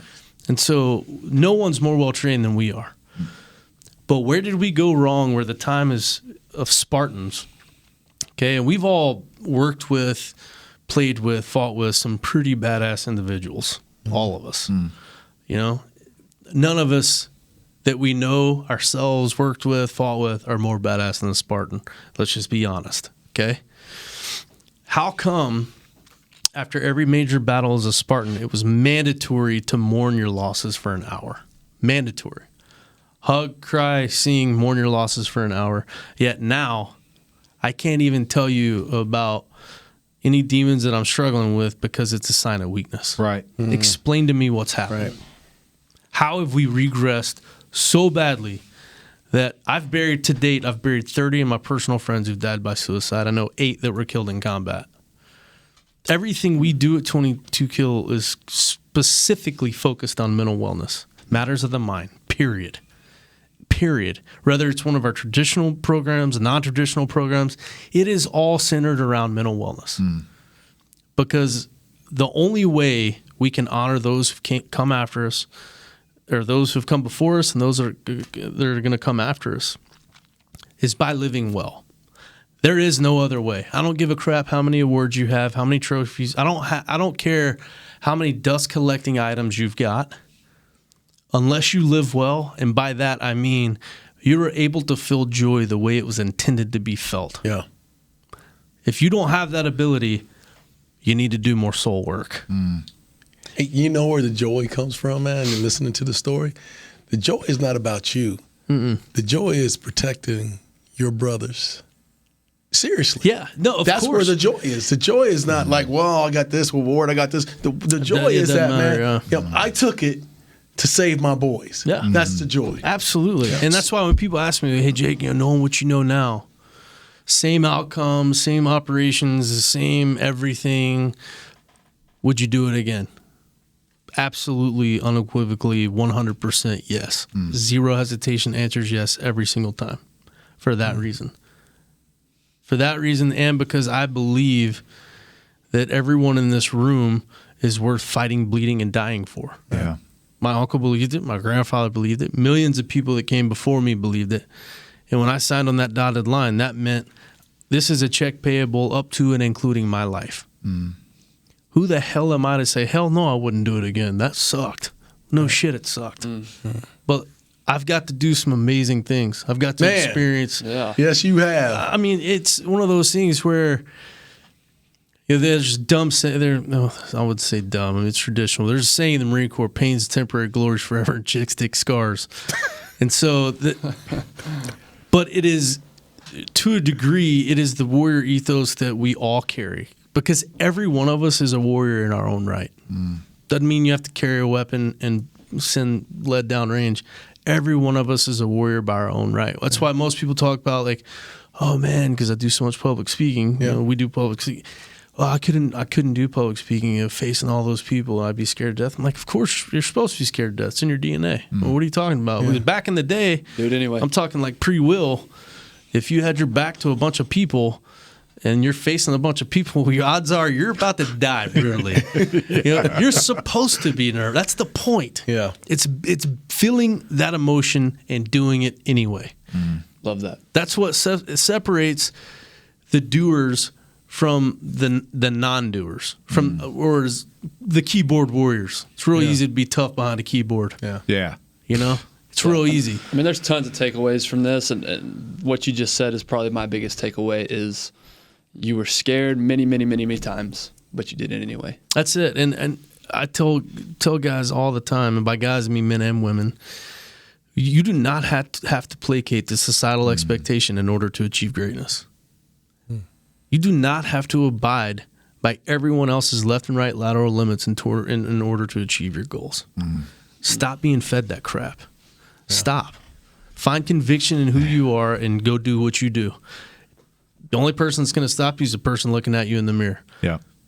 What anyone thinks about you or your efforts or what you're doing is none of your business. Yeah. Man, I need you to be my alarm clock every morning. Yes. Well, the one thing I want to comment on that you've hit on over and over is the transparency, the vulnerability, and that doesn't make you less of a man. No. And because what that does to me and what I'm hearing from you is when someone comes out of an intense situation, intense occupation like that you've been in, right?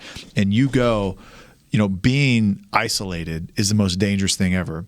And when you're tough and you have this hard exterior on, you create that isolation, right? But Absolutely. being vulnerable doesn't mean that you're weak. All that does is it invites community so that we can be strong together. I mean, the core One of tribe, one fight. Right. You just said it. and Dude, that is it. It is the game-changing ingredient that not just this country, this world needs. Yeah. Because you brought up earlier purpose too. Like, man, where was the transition to your purpose? You lost that purpose. 'Cause we've all felt it. Yeah. Everyone in this building. I don't care if you played professional football. I don't care if you were a warrior in combat. Everyone has felt it. Yeah. Everyone has gone through that. I believe with every fiber of my being that we all have two objectives from the time we're born to the time we die. All of us have the same two objectives. I don't give a crap where you're from, what corner of the world, socioeconomic status, ethnicity, religion, doesn't matter. It's all irrelevant. I think from the time you're born to the time you die, all we're supposed to do is love and be loved. That's it. And everything in between is filler. Yeah. Everything in between is bullshit. awesome. Man. Love and be loved. And then people say, well, Jake, why does life get so hard? Human element, free will. Yeah. Because we're masters of making it hard. We're masters at making it hard. Think about how much easier is it to be depressed, angry, upset than it is to feel pure joy, happiness, be positive. How much easier is it? Because by design, we have so much more to draw from on this side than we do the positive side. Because that's how we're built. That's how we're mechanic. Look around us. Everything, all the news, negative. Everything is negative. And it's like, look, you do not have to be a product of your environment. Yeah. That who said because you're from where live here means that you are supposed to be X, Y, or Z. Exactly. Yeah. Who said who? Do not allow yourself to be a product of your environment. Rise above it. Yeah. What's the one voice? What's the mirror? The person you're looking at. That's the only person That's that it. can tell you can or can't. That's it. And we're masters of making ourselves believe we have Yeah. control of so many more things than we think we do. Yeah. We don't. Man, you need to keep spreading that message, man. I mean, And dude, the We message got to have needs him back on, too. Yes. Look, Man, there's so many more layers that we could. Yeah, do. because we haven't even talked about the movies, bro. Yeah, we well, haven't even talked about, We're gonna get there. American Sniper and the Mule. What else? Yeah. What's the other one? Stars Born. Stars. Stars, Don't yeah. forget the Stars Born. So you're a movie star. Do I listen? Hell I think a move. I think that's probably a drastic. Probably got a little carried away on that. Slow your roll, on man. that description. I do want to take just a second here to make sure that you can speak to anybody that's listening right now that may be going through some isolation, maybe going through some purpose issues, some mental health, like that is maybe contemplating taking their own life. Yeah. I want you to just take a couple seconds and just talk to those people, and then give them some resources that they can reach out to 22kill, which is 22kill the number. .com 22kill. Yep. But just speak to that really quick, so Yes. anybody listening. Absolutely. First and foremost, the saying "hope springs eternal." I know it sounds cliche, but it is so true. And what I'll first do is I'm going to explain why people get caught up where they are and where I've been, where I think at some point all of us have been. Everyone listening, because every one of us understands pain and suffering. Every single, especially mentally, every single one of us. Whether you'll talk about it or not, it's a whole different thing. Right. But let me explain to majority of the people that are listening that are in that place is because ultimately you have to get comfortable being uncomfortable. You know that you are in a cesspool of shit right now, but that's where you find your comfortability. That's why you choose to stay there. Even though you can see the person outside of that, and this person that could be a prosperous, productive person that could go on and do something to change this world and make it a better place, you know how uncomfortable it's going to be. And just the fear of the uncomfortability is dictating your decision-making to get out of your own cesspool of shit. Period. End of story. That's the facts. If you're not willing to get uncomfortable and you're not willing to make yourself get out of your cycle of destruction, because only you can do it. Only you can do it. You're the only person that can help you. People say all the time, like, oh, what you guys are doing at 22 is so great. You have these programs, you're saving all these lives. I'm like, whoa, let me stop you. No, we're not.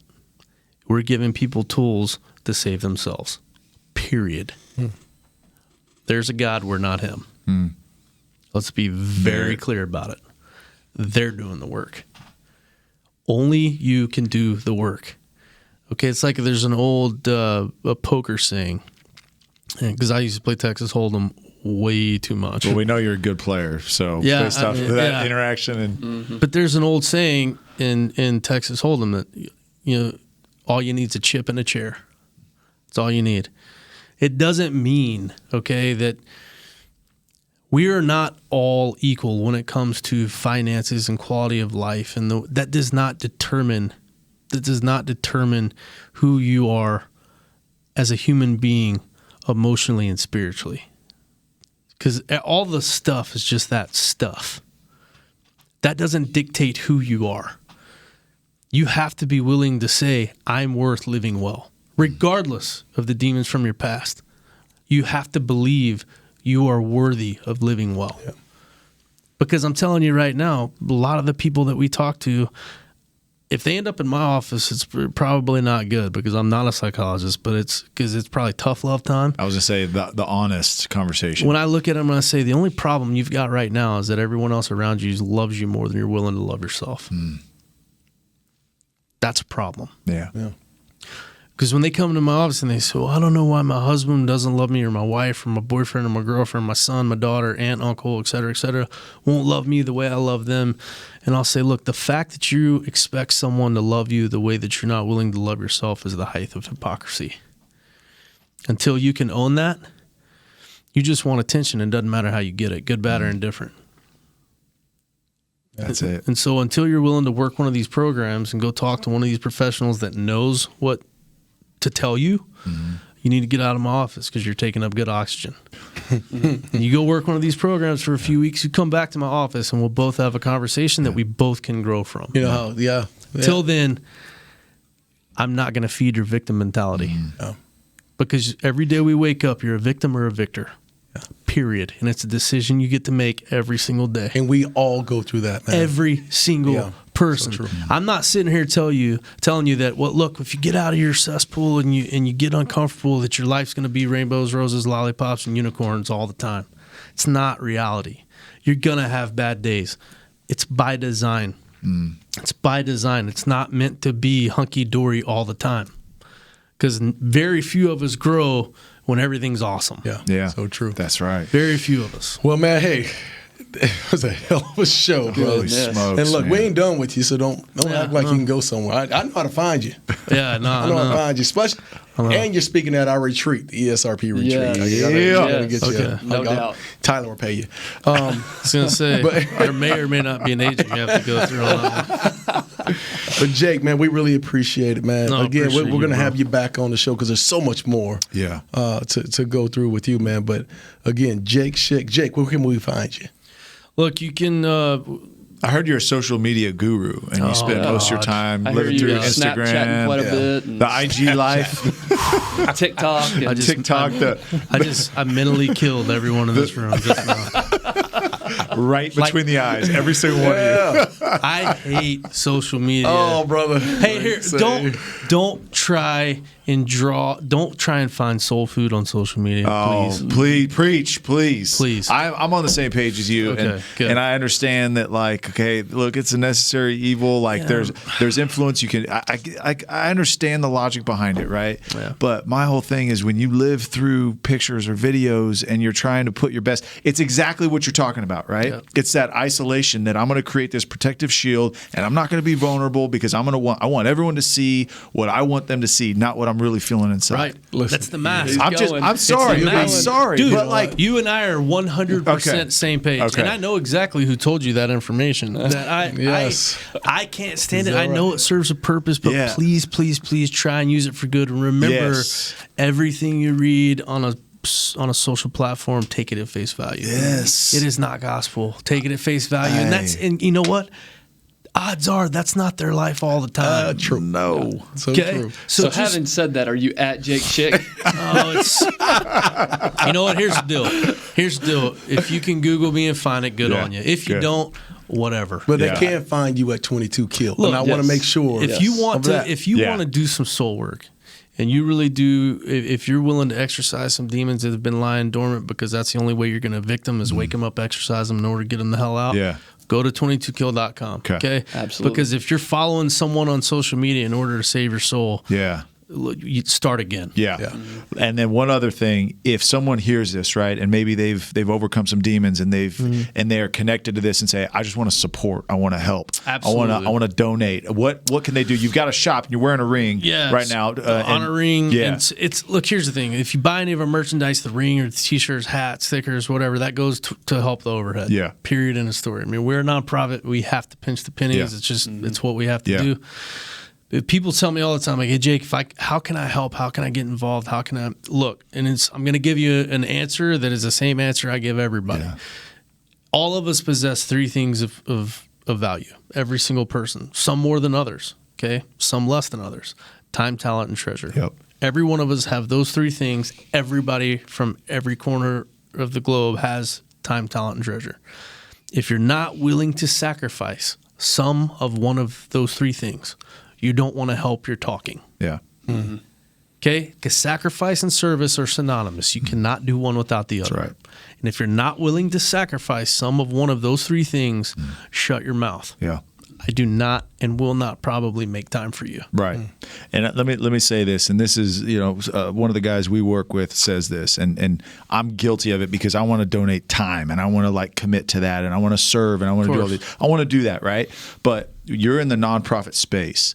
There's plenty of people that are willing to donate your time. If you have the treasure aspect, I would highly encourage you, because here's the deal. That is a huge impact that you can make. Course. So you don't have to feel guilty not going and serving and, packing lunch boxes and going and serving food on Thanksgiving and all these things, right? Give treasure, because that is what makes the engine run. That is the fuel for nonprofits that can actually go. They have the people. They have the people to go serve. Like, there's no shortage of that. There is a shortage of people willing to give the money to do what needs to be done in our community. Yeah, agree. And look, and thank you for saying that, because people will say like, "Hey, what do you do with some of them?" Well, I'll tell you. Well, why don't these guys, men and women, just go to the VA? And I'm like, look, we get referrals from the VA, because the VA is already overworked, understaffed. Yeah. It's just the way it is. The VA and the government knows they need the non-governmental agencies, they need the nonprofits in order to pick up where they can't. And that's just, it's okay. Yeah. It's not a bad thing, all right? Not all VAs are bad.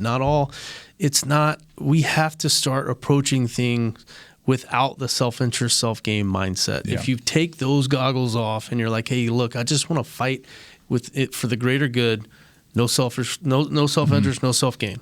I just want to give of myself, whatever that looks like. I'm telling you, you don't even have to go pack lunches, or you don't even have to. I'm telling you this, if you want to serve, you want to help fight the greater good, and you want to leave this place better than you found it, you want to set an example for your kids, honestly, what a real man or a real woman looks like, wake up and unapologetically do you. Unapologetically be Yes, sir. yourself, Yeah. knowing that it's you are who you are because that is how you were made. And let them know that it is okay for them to be them. And Yeah. that what anyone else thinks about you doesn't matter. Wake up and go out of your way in order to live well. Yeah. Hey, Drop the mic. right Drop the there. mic. Yeah. Unapologetically be you. Yeah. Because that's all you can control. Yeah. I love it. No one else can define who you are. And love that's what I always love. I love speaking whether I'm speaking to 400 Roughnecks at Exxon or I'm speaking to a football team. Like I love being able to see the mindset shift. Yeah. Because I get to walk in and see this change in mentality. Because I can sit there and tell them, like, hey, just because I love you, just because I'll sit here and look at you and tell you I love you, that does not mean I will not fight you. Like, do not make that mistake. Doesn't take away from me being a man or me, being a warrior or me. Look, if you're going to love, do it all the way. Yeah. Love hard. Do man. it unconditionally, knowing you're going to get hurt. At some point, you're going to get hurt and be okay with it. Accept the is.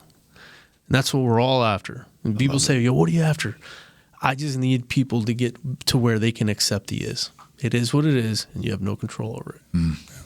I love it. Well, Jake Schick, ladies and gentlemen, and thank you again for tuning in to the Darren Woodson Show. We'll get back with Jake and some more. And I know we have anything else, Tyler, on hand? Yeah. So again, we're gonna dig back into this because there's a lot to process here. I mean, there's so much wisdom that came from this conversation, and there's a lot that we can actually do to dig into this and really understand exactly what was, because there was so much information. Like literally, we could go on for another 4 or 5 hours. Exactly. Easy, right? But just stick around, come back, listen to us, and I'm gonna go against me, and I'm gonna let Ben do it just so I'm not a total hypocrite. But like, how can you find us? How can you hear more content like this? We're going to be releasing, the highlights of this conversation so that you can, not listen to all 2.5 hours of this and you can just get like the great things. But I mean, there's so much that people can learn. And I think from a society and a culture, like the mindset that you just shared right now can help so much. It can help so many people, and like not chasing all of these empty dreams and just focus on you, be you, do you, because now we will be a better country because of that. Yeah. On Instagram at Darren Woodson Show. YouTube, we're The Darren Woodson Show. Facebook, same thing. Subscribe, share with your friends. Let's make this thing big. So really, it has nothing to do with Darren Woodson. It's the Darren Woodson Show. The I just Darren lost Woodson my voice Show. today, big fella. Hey, we did overlook that silky smooth, raspy voice over there from D Woody. Thanks again for Jake. tuning in.